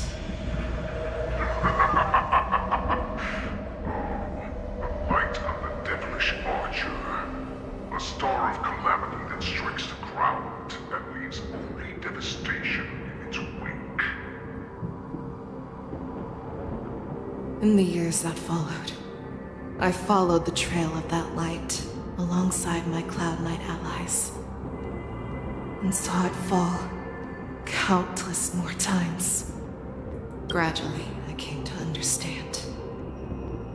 That light was not some shooting star that carried wishes and aspirations. Each Lux arrow meant that countless lives in a helpless world were about to be obliterated. I prayed to the god of the skybow that I would never have to witness one of these shooting stars fall again. But they ignored my prayers. That's right. They never answer us. They just let us loose in this world to massacre each other. That is why the fierce battle between us has raged to this day. And the gods who never plead nor cry, who watch silently from above, refuse to listen to the prayers of mortals. Then we have no choice but to fight for our own desires. Do you understand now, Saran? You and I are similar in more ways than you think.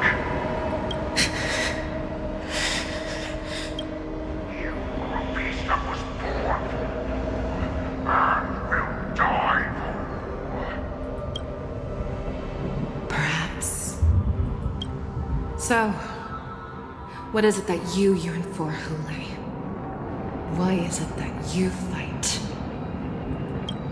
I fight so that I can turn the stars above into a greater wilderness for Borison to roam.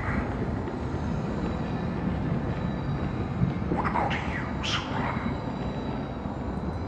I fight so that one day I will never have to witness another shooting star falling to the ground.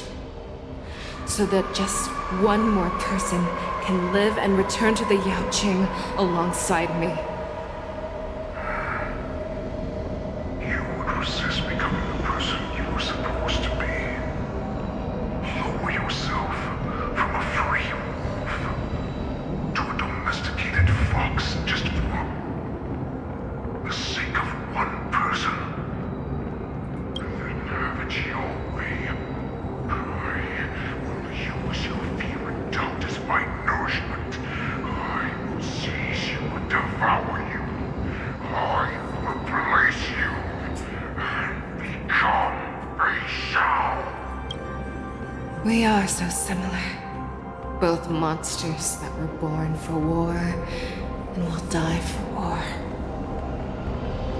You were right when you said that, Hule. So, I shall pray to the heavens.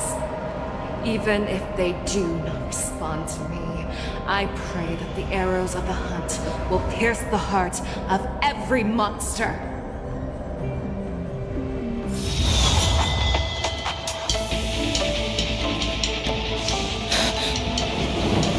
Do you see me, shooting star?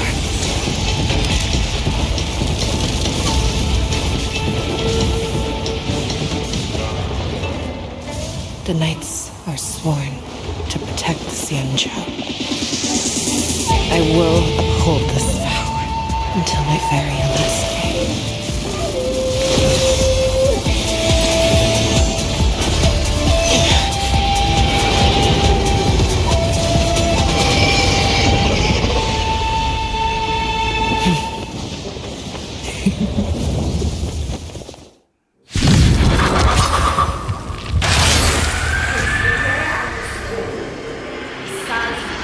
Tears of blood, and all living creatures of how I once ran the sword and hunted the weak. Now, I will use your air beast as my weapon, and your name as my prey. Fei Xiao!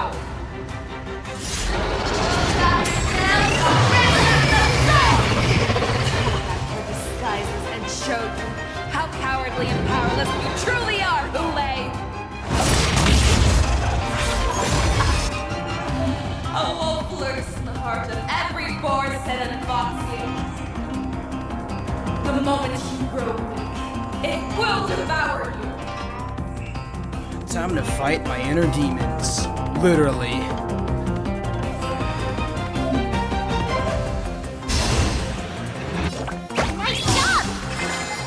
Your move, Hule.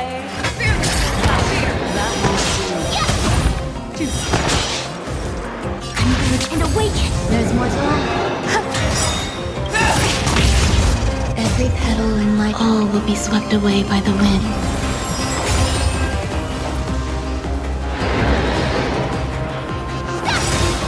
Time to show you what I can use your dragon white tiger bless card! What's this?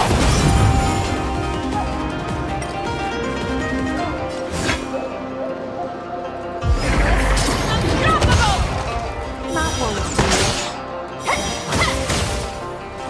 Too slow. That's how a true master does it.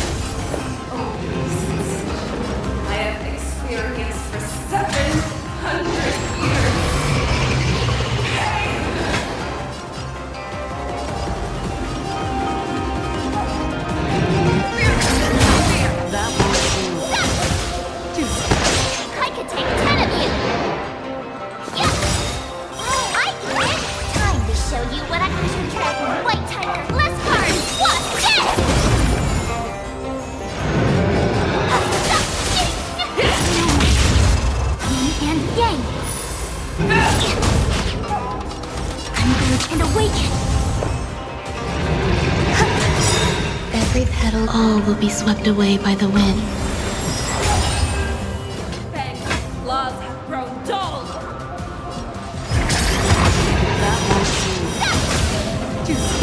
I swear to be the end. Forever triumphant! Victory inevitable!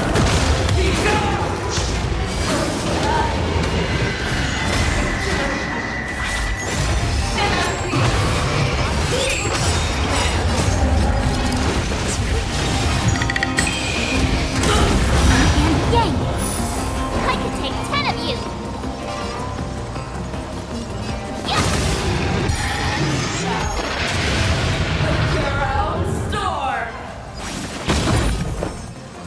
Eternal. That won't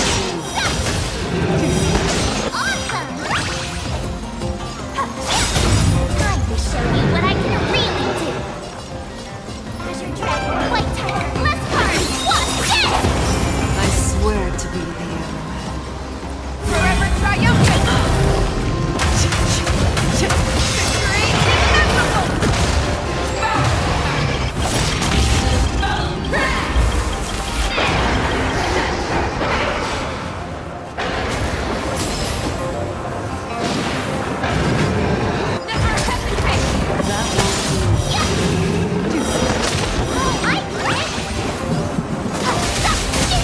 Quick divination.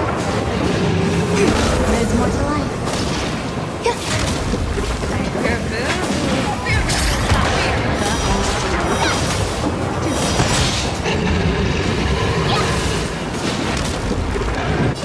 And awaken. Every petal, all will be swept away by the wind.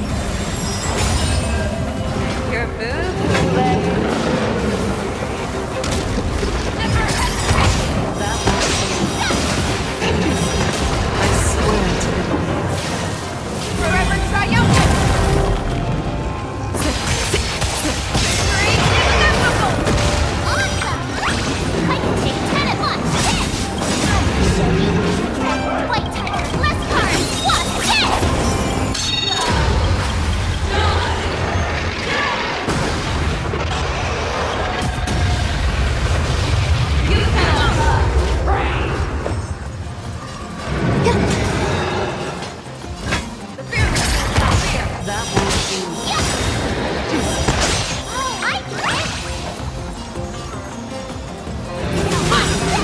I swear to be the arrow. Forever triumphant! Victory inevitable!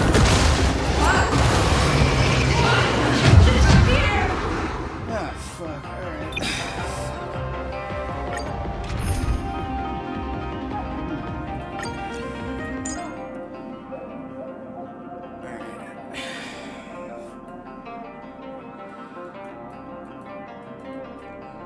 Where is she?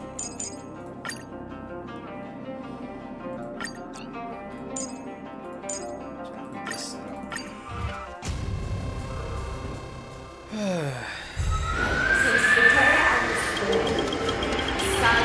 And tears of blood, and all living creatures have howled.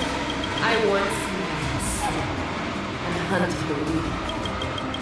Now, I will use your air beast as my weapon, and your name as my prey. Face shout!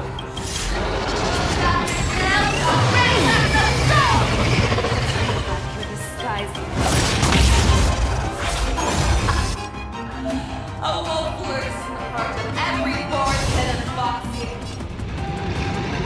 The moment he grows, it will devour. Seriously, I have a better team. Hold on. There we go.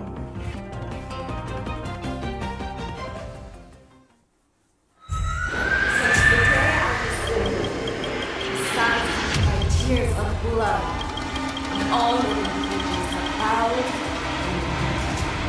I once knew the sun, and hunted the weak. Now, I will use your air beast as my weapon, and your name as my prey. Face Chow!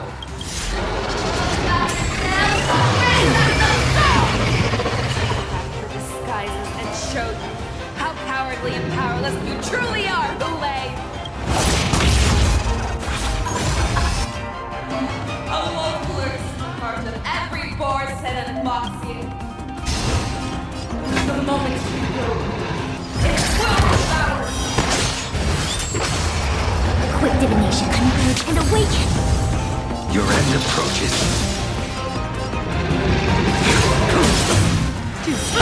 What are you made of? Melt! Awaken and go! Fail to set you. Down to earth! I swear to be the Forever triumphant! Check! Victory is inevitable!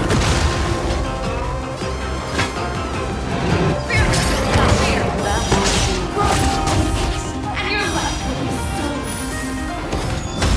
Right to the top. You shall live! Savor it for me.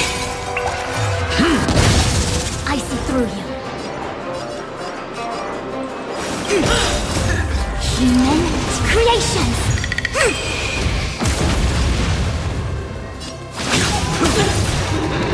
Wants to devour.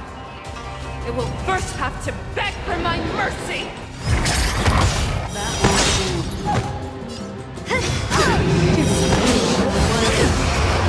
Yes, you curse! Pierces your skin!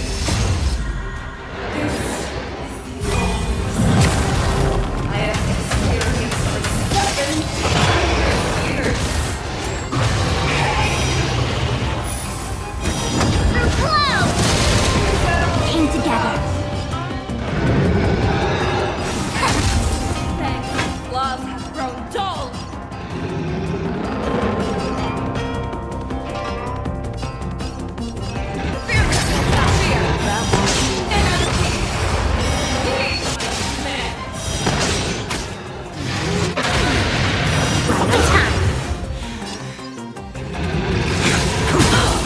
A quick divination. Together as one. Make your move, Goulet. Never hesitate! I swear to be the arrowhead. Forever triumphant! Victory is inevitable!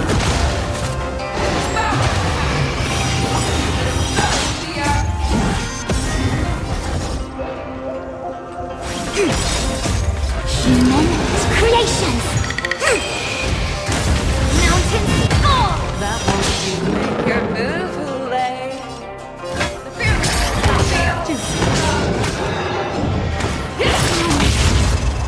Yin and yang! You cannot hide! Pray! The paradise may be unreachable for me. Savor it for me.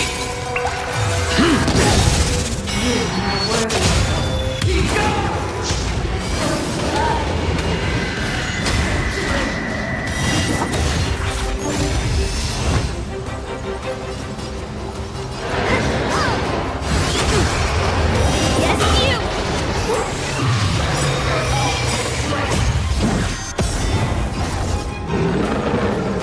Oh my god, she's almost dead already. Your move, Goulet. Never hesitate! I swear to be the arrowhead. Yeah, I'm screwed either way. Forever triumphant! Victory is inevitable! Through clouds! Yes, I you! will dispatch you. The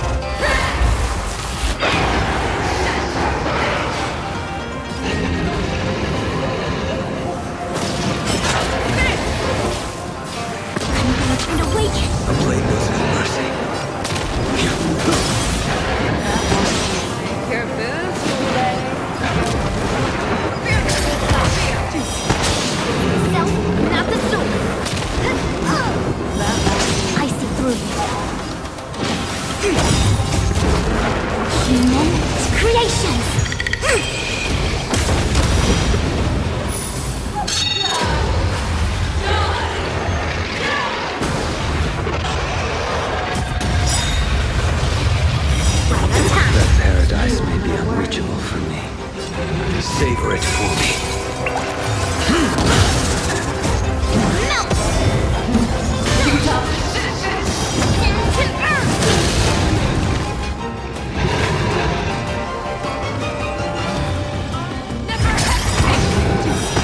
I swear to be there. Forever triumphant!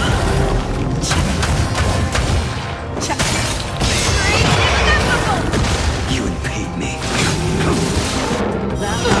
What are you made of?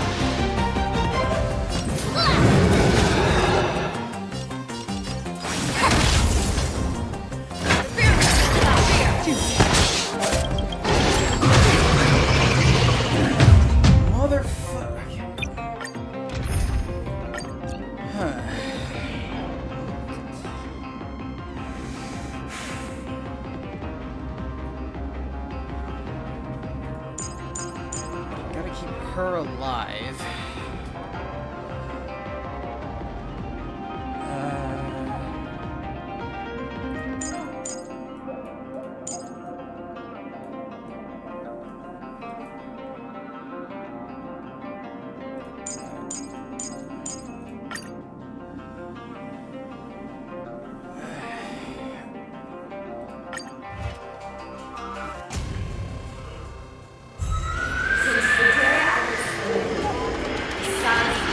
Tears of blood.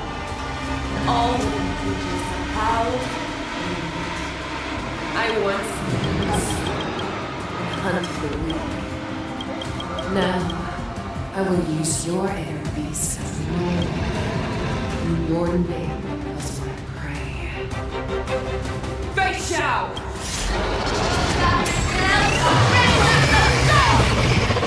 Back your disguises and showed you how cowardly and powerless you truly. A wolf lurks in the heart of every boar set and foxy. The moment she goes, it will devour.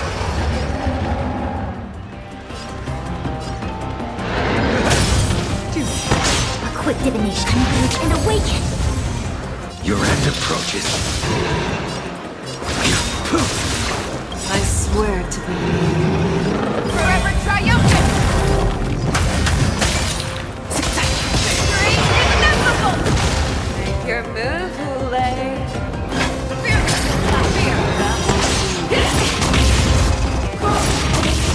And your love! You shall live forever! Slice like a good... My friends? Indulge yourselves! I see through you. I will dispatch you. Fail to send you. Wants to devour.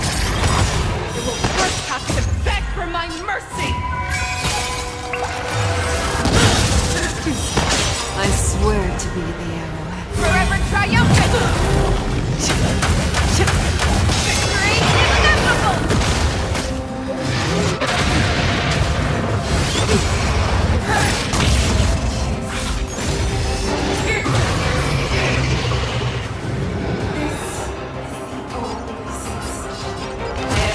Experienced for 700 years.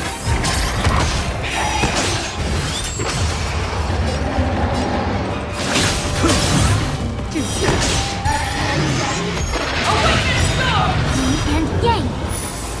Fail to send you. Came together. Together as one. Human creation.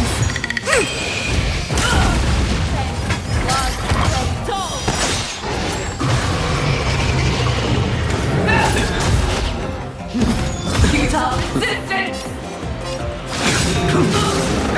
Fail to send you. Step up, let's see it!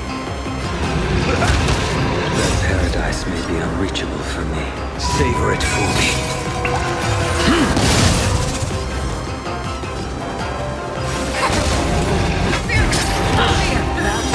I swear to be there. Forever triumphant! Victory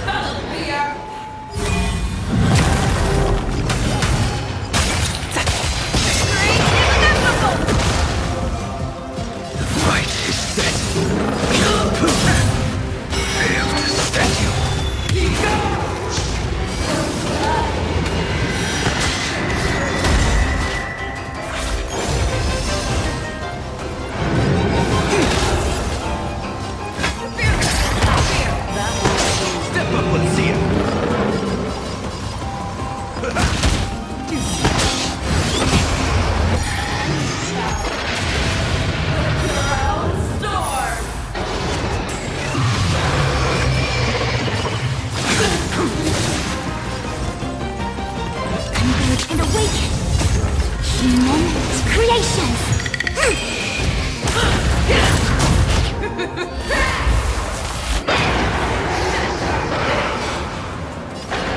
Oh, this part again.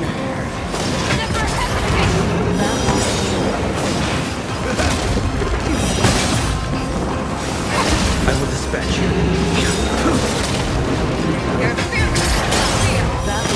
In the mood for another beating?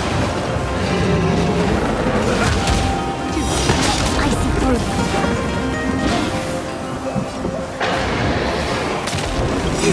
That paradise, savor it for me. I swear to be Forever triumphant!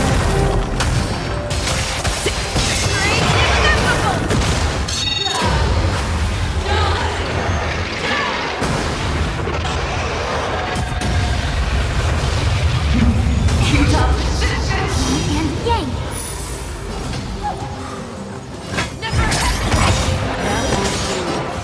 Come on. Step up, let's see it.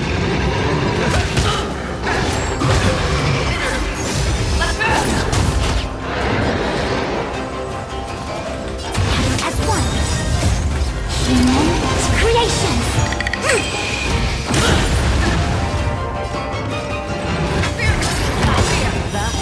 I swear to be the Forever triumphant!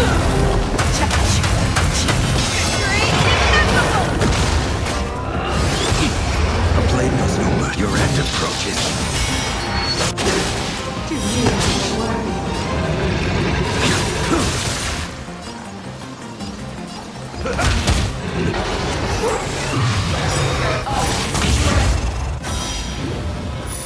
A quick divination.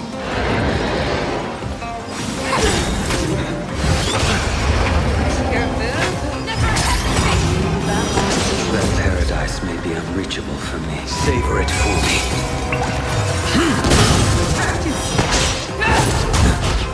You're the one dead. Friend?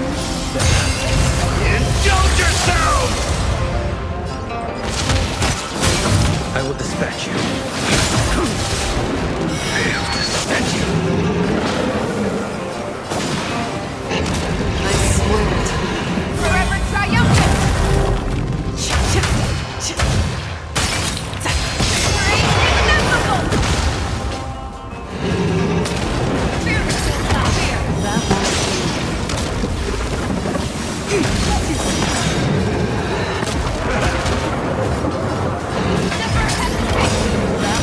I swear to be Forever triumphant!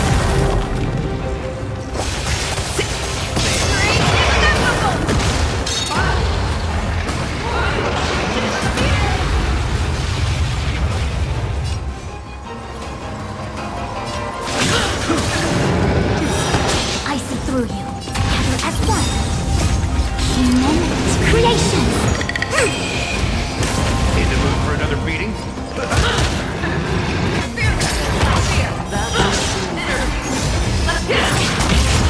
A quick divination. A blade knows no mercy. That paradise may savor it for me. I swear to be Forever triumphant!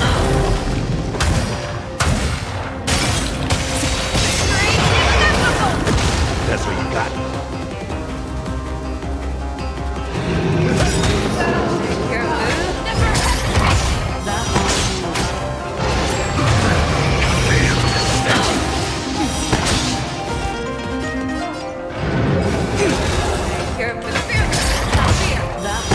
Our little hunting game ends here. I swear. Mighty light of the heavens, woven in my heart, come to me. We shall conquer as one. I'll slow it down just to finish her off. Always one. Forever triumphant.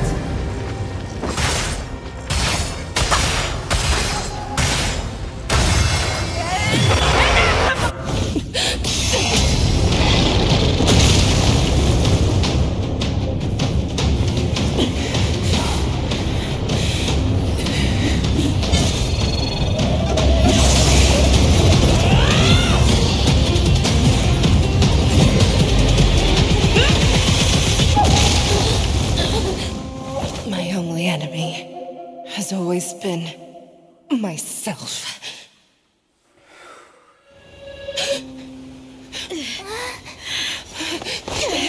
General. General, you're awake.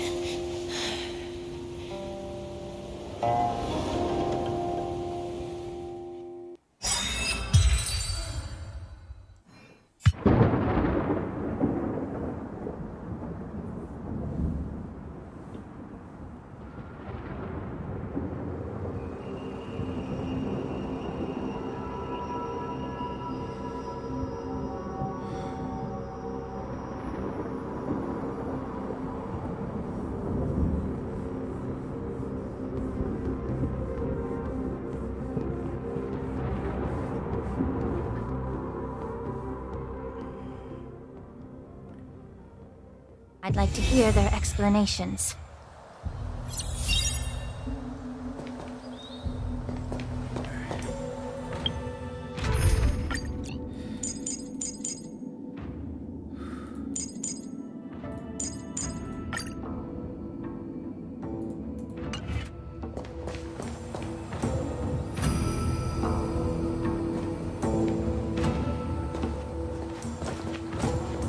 Welcome, Miss Lingshaw.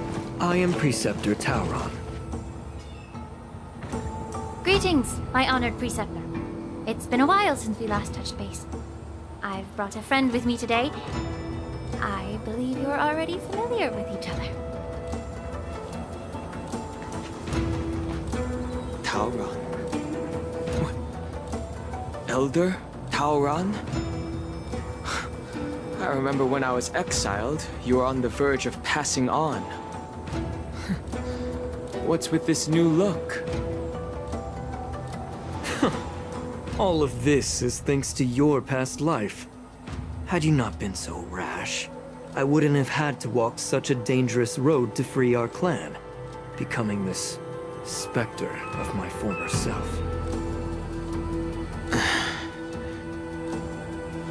Don Hung, you've returned twice, but it seems that meeting us fossils wasn't on your agenda. Regrettable indeed. Now here you are to meet me anyway. Life does love its ironies, doesn't it? I didn't come here with Miss Lingshaw today to reminisce. Indeed. When the Cauldron Master extends an invitation, it's only proper for the Preceptors to attend.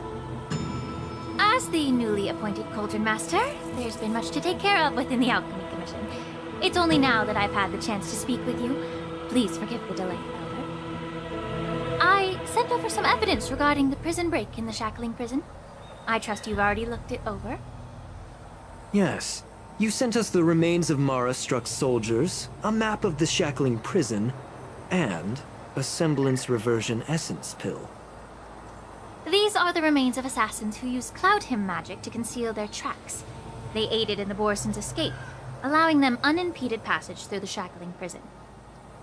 That marked-up map is a map of prisoners' escape routes.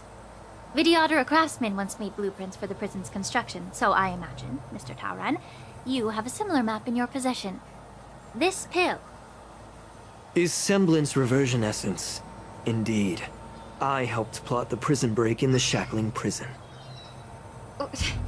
So, the disciples of Sanctus Medicus joining forces with the Lord Ravager to stir up trouble in the Alchemy Commission, the introduction of the Stellaron, and the Ambrosial Arbor's resurrection all have something to do with the Vidyadhara. That's right. Are you surprised? After all, both of you were sent here by the Seat of Divine Foresight as messengers to hear my confession, weren't you? Ever since the sedition of Imbibidor Lunae, the population of the Vidyadhara has dwindled. With the High Elder exiled, a few of us Preceptors had to do what we could to turn the tide. My methods might have been drastic, perhaps even incomprehensible. But it was all for one cause. The survival of the Vidyadhara. Yet, the Xianzhou natives zealously forbid any plague marks and did nothing while the Vidyadhara suffered. Don Hung, Lingsha, as Vidyadhara, you should understand the desperation behind my actions. All I've tried to do is to ensure our survival. I'm well aware of the challenges the Vidyadhara face. Fighting for survival isn't a sin, but Elder, your actions have gone beyond mere survival. You've become a beast driven solely by the propagation, devoid of even a hint of empathy. Oh. Despite calling ourselves a noble draconic bloodline, at our core, we're merely bipedal beasts. The survival of our kind is paramount. If I hadn't resorted to beastly actions, the Vidyadhara might not even exist.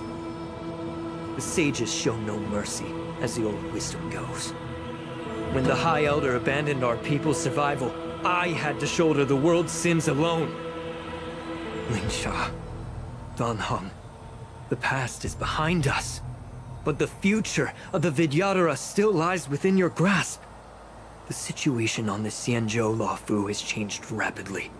As Vidyadhara, we must unite in purpose and avoid the mistakes of the previous Imbibitor Lunae. I was initially skeptical about the Vidyadhara's betrayal of the Alliance. But after hearing your confession, I realized that there is no point in talking about trust. Breaking the covenant of our alliance will bring war upon the Vidyadhara. Even if we are able to have offspring again, what difference will it make? Once my plan succeeds, the Alliance will see the Vidyadhara as their saviors, because both parties ultimately share the same interests. So now that survival won't convince us, you want to talk about interests?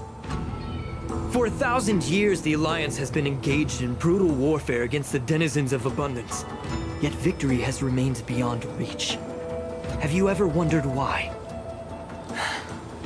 Should the Alliance emerge victorious, they will inevitably become the next denizens of abundance. However, if they suffer defeat, the Alliance will face extinction. Thus, the Alliance has deceitfully upheld this precarious balance. However, I have a way to escape from this dilemma. The Alliance's path to salvation lies within the secret of dragon transmutation. Imagine if there were a way to transform other life forms into Vidyadhara.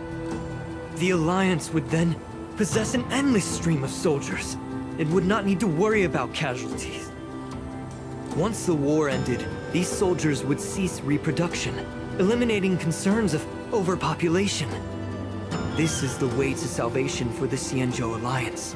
The ultimate path to end the universe's suffering under the Immortality Plague. Only we, the Vidyadhara, can achieve this. So, you relied on this rhetoric to manipulate the ignorant members of the Vidyadhara into serving you. I'm deeply disappointed in you, Elder. Your thoughts and intentions are completely devoid of empathy. Cloud Knights! Hold it!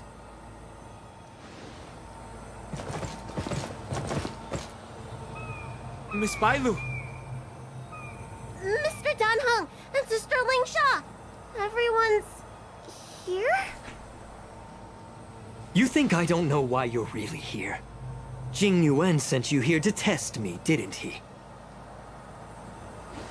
According to the oath between the Alliance and the Vidyadhara, it's forbidden to spill Vidyadhara blood on their own territory. Are you all ready to violate this oath in the presence of the Luofu's High Elder?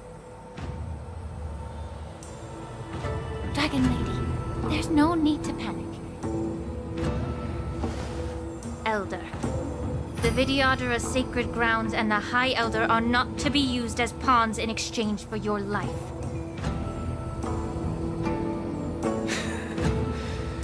Big game. As if you have the nation and the people's best interests at heart. But when it really matters, you use a small girl as your shield. It's ridiculously pitiful. I've said it before. Survival is never a sin. We're all Vidyadhara, so you should understand my intentions. And as a Vidyadhara, I will leave for you a dignified solution. Leave the Scale Gorge waterscape immediately, and appeal to the top echelons of the Alliance. Let the 6 charioteers hold a trial, and sentence me to exuviation and rebirth. I see right through your plans, Mr. Talron. Vidyadhara Rebirth erases past crimes, but I'm well aware of the Preceptor's dirty tricks during Rebirth. You might not be you, but you will still be you. I won't forgive myself for past sins under the pretext of knowing nothing, nor will I allow you to evade accountability.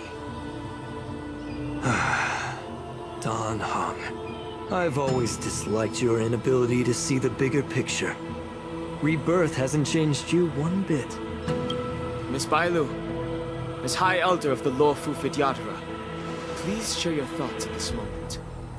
I don't want to stay here. I'm tired of being pushed around. I'm not some puppet to be controlled. Please, take me away with you.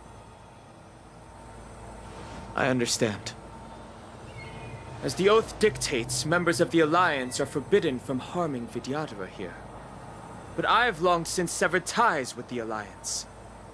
Right now, I'm simply a nameless, free to come and go as I please. The oath of the Xianzhou means nothing to the spear in my hand.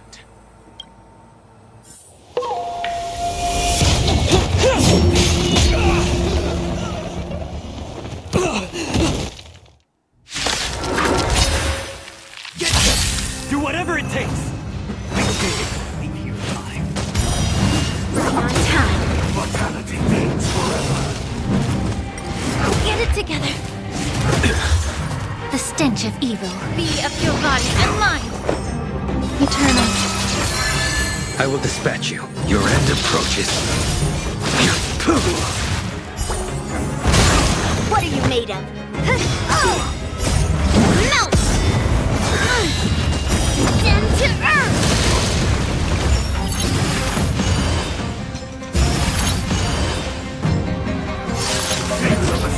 Enjoying yourself? Every petal, all will be swept away by the wind. The truth burns cold. Everything in this world is bleeding.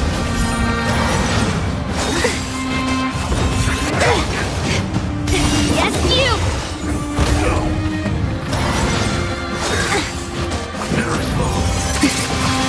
May the foul stench dissipate quickly. Some value, I suppose. A blade knows no fear. Failed to send you. Within the self-slap! Still unanswered. Allow me to purge the root of the problem. Time to cleanse the filth. The truth burns. Everything in this world is bleeding. Too little. Right on time. That paradise may savor it for me.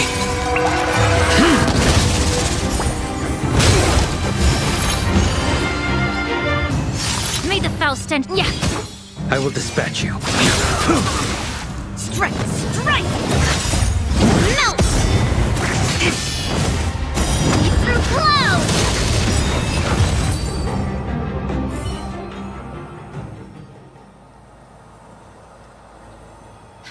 Dragon Lady, are you all right?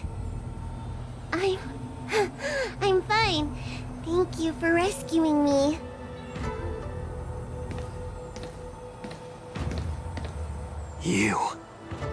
You actually came here in person? Otherwise, I wouldn't be able to hear your lofty opinions. The public trial you seek with the 6 charioteers is inevitable. In addition, I'll write to the Sage Queller of the Feng Hu. With her hatred for evil, I'm sure she will make a just decision. If it's her, she will earn the respect and assent of all the Vidyadhara on the Lawfu. In terms of martial prowess, you indeed have the upper hand. But if you're under the impression that this advantage can be used to settle the score with us Preceptors, that's quite an overestimation. Given the Vidyadhara's foundation within the Alliance, do you really think you can do anything to us? As I mentioned, I'll take all the blame and become the scapegoat. With the secrets I possess, the interrogation alone will take an eternity. And in the end, through various exchanges of interest, I am certain to survive. You understand this better than anyone, as it's the very art of trade-offs you love to wield. Lastly, a word of caution to you. I heard that Hule has escaped from prison and is headed directly for the Sky Splitter. The bloodshed at the war dance is bound to be gruesome. Perhaps, even before my trial, your impeachment will have you in dire straits first.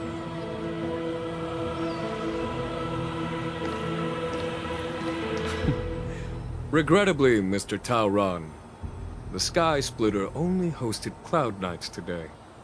No audience.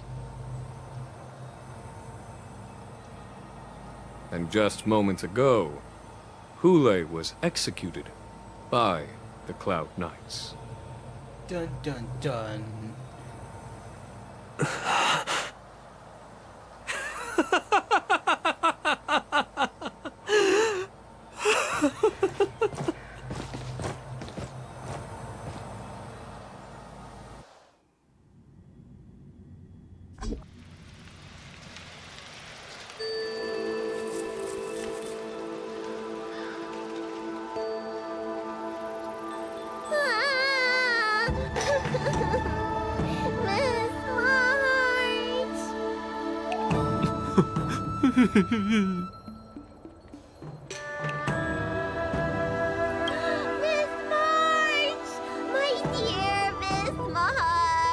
What are we doing?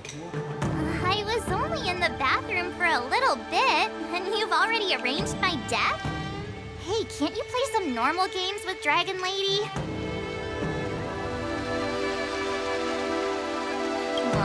Thanks a lot for that. Alright, enough playing. It's time to visit my masters. The infirmary is right over there. You can go by yourselves.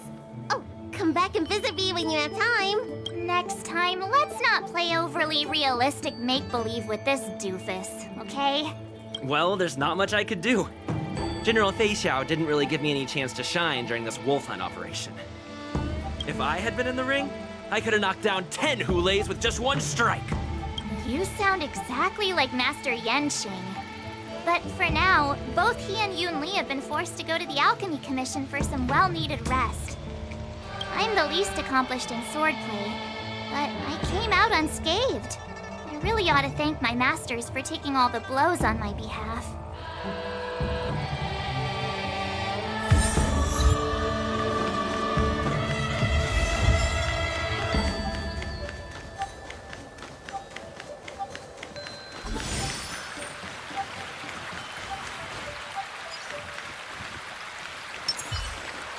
Sound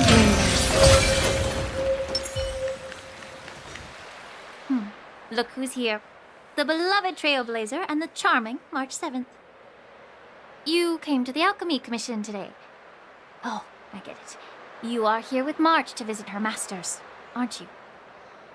Exactly. How are my masters doing at the moment? Unfortunately, only one master is here. I'm doing fine. Hey, watch your words! Don't you jinx my master! His injuries weren't that severe. But, well, he'll still need some more time to rest. Considering the intense battle with Hule, and then with General Fei Xiao, the rigorous sparring session with her. His small body couldn't take it anymore. Master Yun Li, didn't you also engage in combat? The little babies from the Luofu just don't have the resilience that us kids from the Zhuming have. I heard from Modza about the tough battle against the wolf troopers. You fought alongside Modza. Did you get hurt?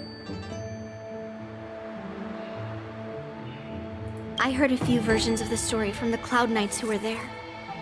The number of wolf troopers went from a few dozen to thousands. And the number keeps rising.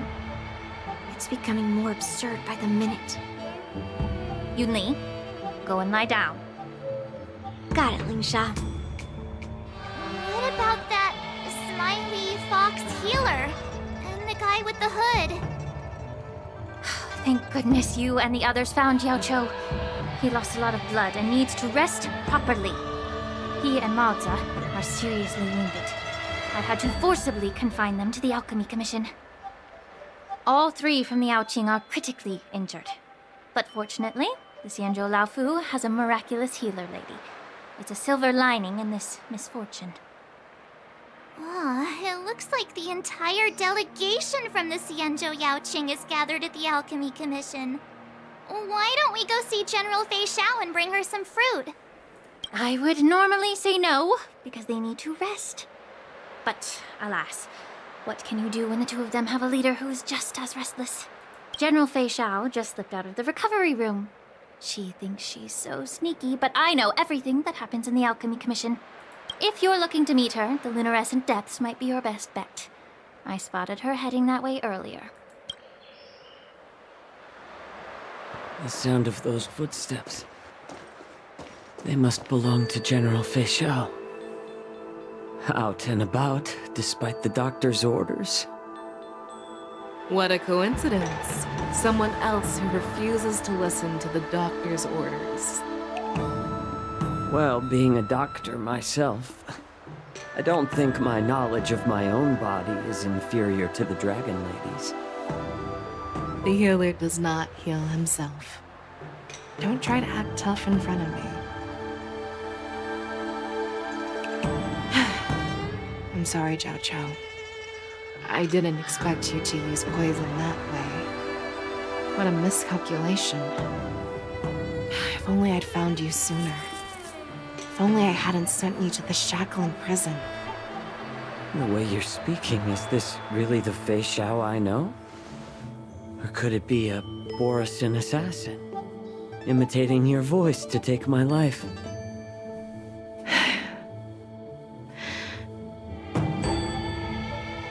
Yaoqiu, your eyes. You can't see anymore, can you?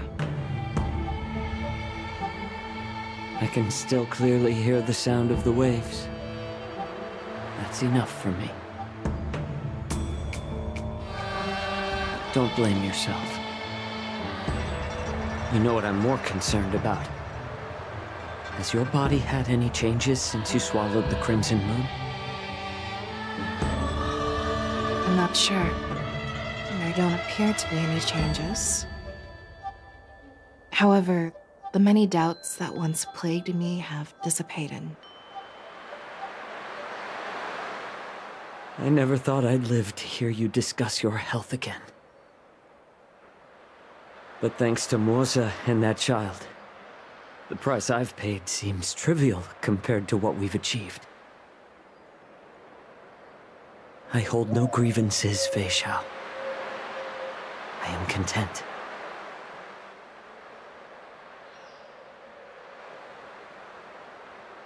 I don't know how to offer words of comfort, nor do I know much about curing others' ailments. I am just a warrior, so my pledge to you is simple. An eye for an eye. So you were here too. In this vast universe, there's bound to be someone who can heal your eyes. I'll find them. But until then... The threat behind all this chaos needs to be dealt with. You must already have some ideas. Let them out. The resurgence of the Sanctus Medicus and the gathering of the Borisin are merely distractions orchestrated by an unseen force, meant to divide the Alliance's attention. Unfortunately, they picked the wrong fight this time. Once we return to the Yaoqing, I'll personally lead the Verdant Knights into battle. I vow to take down a Lord Ravager and teach the Ruined Legion the true meaning of the hunt.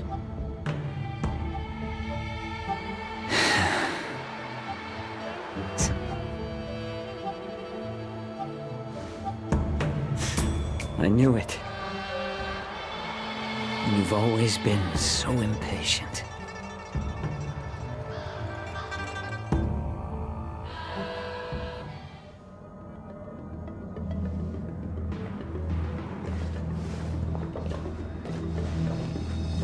I apologize for my tardiness once again. The Alchemy Commission detained me for some time for a health examination. They released me only after ensuring I was in good condition. General, seeing you safe and sound puts our minds at ease. Hulei's escape caused significant upheaval and forced the war dance to be put on hold. A truly unforeseen disaster. Fortunately, the younger generation showed their valor. They bravely tackled the crisis, putting an end to the disaster and providing a glimmer of hope in a dire situation. Before Master Diviner Fu Xuan's departure for the Yutre, I consulted with her about the war dance. She left a note stating, "The hexagram oscillates between thunder and heaven, a sign of great power, assuring us that we would successfully navigate any challenges." She advised me to trust the younger generation's abilities and let them lead. Her predictions, it appears, have come true. It's just... the Xianzhou Luofu's long-standing duty of keeping Hulei imprisoned ended with his death on the Sky Splitter. This event is likely to bring much criticism from the Alliance's upper ranks. However, Hulei's demise might actually be a blessing in disguise. Broadcasting this news could derail the Borison's resurgence and quash the ambitions of those who wish to take advantage of his return. Hand over Hulei's remains to the Xianzhou Yaoqing, and I'll handle the explanations to the Alliance. But what about the war dance? While the Wolf Hunt mission was a success, the events on the Sky Splitter remain a secret. However, the news of the Borison's attacks on the streets will spread like wildfire. The war dance was interrupted, so it must be reconvened. As for the people who witnessed the attacks, beyond placating them, we also need to show them the Xianzhou Cloud Knight's fearless dedication. On the war dance's opening day, Rogue Borison attempted to stir up panic, but was swiftly neutralized by the Merlin's Claw and the Cloud Knights. A genuine tale of heroism that will captivate and calm the public. As Elder Huayan suggests, the Luofu will do its best to heal the wounded and compensate those who were affected. We aim to reopen the war dance in the coming weeks. This settles the immediate concerns on the Luofu, but my thoughts linger on the orchestrator behind these events. From the onset of the Ambrosial Arbor crisis, the Xianzhou Luofu has experienced numerous disturbances, directly linked to the Lord Ravager Fantelia. Her attempt to infiltrate the Xianzhou with the Borison and sway the Luofu preceptors to join the Sanctus Medicus's insurrection was unsuccessful. But I have a feeling that she is indifferent to the success of her plans. Rather than outright victory, Fantelia's motives seem to lie in breeding discord and chaos among allies. Should the Alliance fail to mend these rifts, it risks disintegrating into a pile of sand. The goal of the Xianzhou Alliance has not changed for thousands of years. Perhaps we should point the weapon in our hand toward this new adversary. I plan to bring this matter before the Marshal following the war dance. With Elder Huayan's insight, one wonders how the Marshal will react. It's clear we're engaged in a game of chess not seen in thousands of Amber eras. A game where even the strategists become pawns in battle. Where the stakes are as high as the fates of countless stars in the sky. Predicting the Marshal's decision is beyond me, yet she's well aware of our concerns. She has tasked General Yao Guang with performing extrapolations day and night to gauge the situation comprehensively.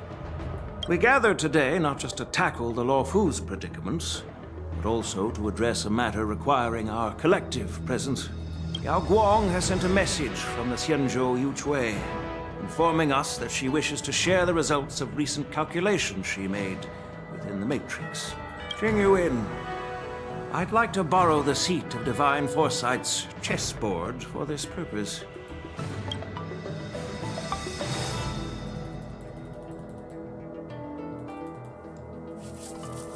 Hello, everyone.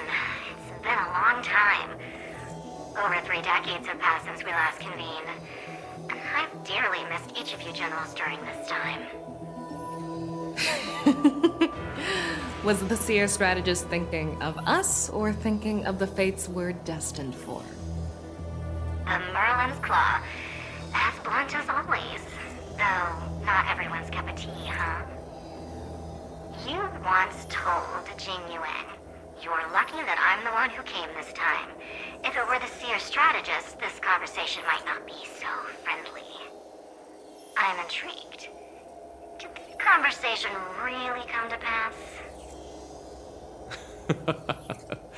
I've never heard anyone mention that the Decalite reflection barrier could eavesdrop on even the quietest whispers. It appears that the Marshal sent not just 2 generals to the Luofu, but an uninvited 3rd guest as well. People have been saying that Mr. Jing Yuan's intellect shines as brightly as the seer strategist's. With the Luofu causing such strife, the Yuchui couldn't just stand by and watch. Seer strategist, our time with the Yellow Bell is limited. Let's get straight to the point. Alright. Thanks to Mr. Jing Yuan, the interrogation of the 2 prisoners on the Yuchui has concluded. Mr. Jing Yuan's speculations were correct. Of the crimes they confessed to, planting a Stellaron on the Luofu was a complete fabrication meant to mislead. Their real aim was to secure a meeting with the Marshal to present their Godslayer protocol, a strategy they firmly believe in. And what was this grand strategy proposed by Jing Liu and that traveler? The narrative they painted was vast and difficult to put into words. It all revolves around the coffin of the blonde traveler. To be precise, it's the remnants of the propagation. The remains of the sworn author? More accurately, it's a fragment of the divine body. In the future they depicted, this fragment serves as the final nail, sealing the fate of the plague's author and securing its doom.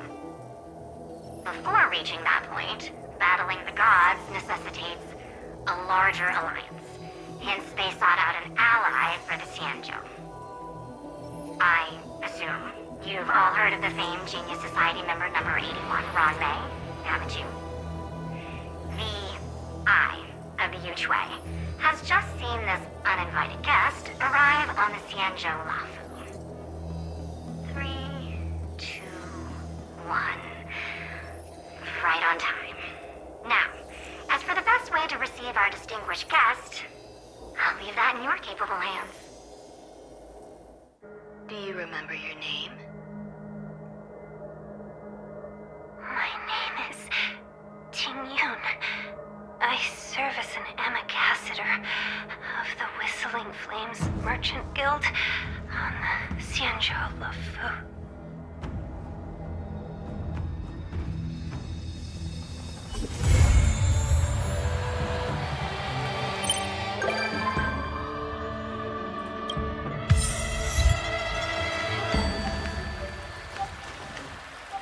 Well, guys, that's gonna have to do it for this stream. I hope you guys enjoyed, and oh my god, that boss fight was tough. Actually, before we leave today... Oh yeah, hold on. Where is it?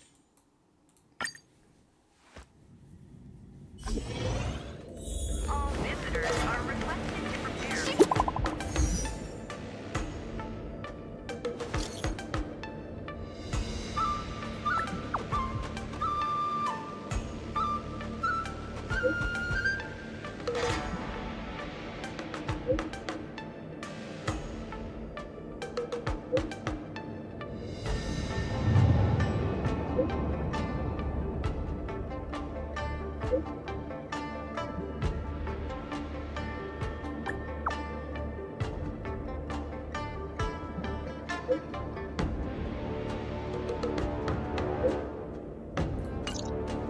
A rare opportunity. Let's check out the backstage of the Sky Splitter.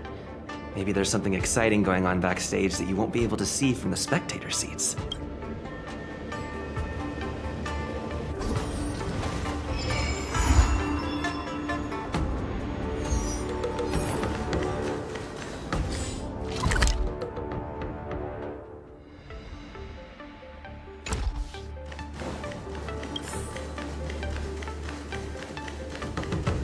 Why did you want to participate in the war dance? Because I was qualified to participate? What is this guy doing here? Isn't that Luca? Why is he here on the LaFu?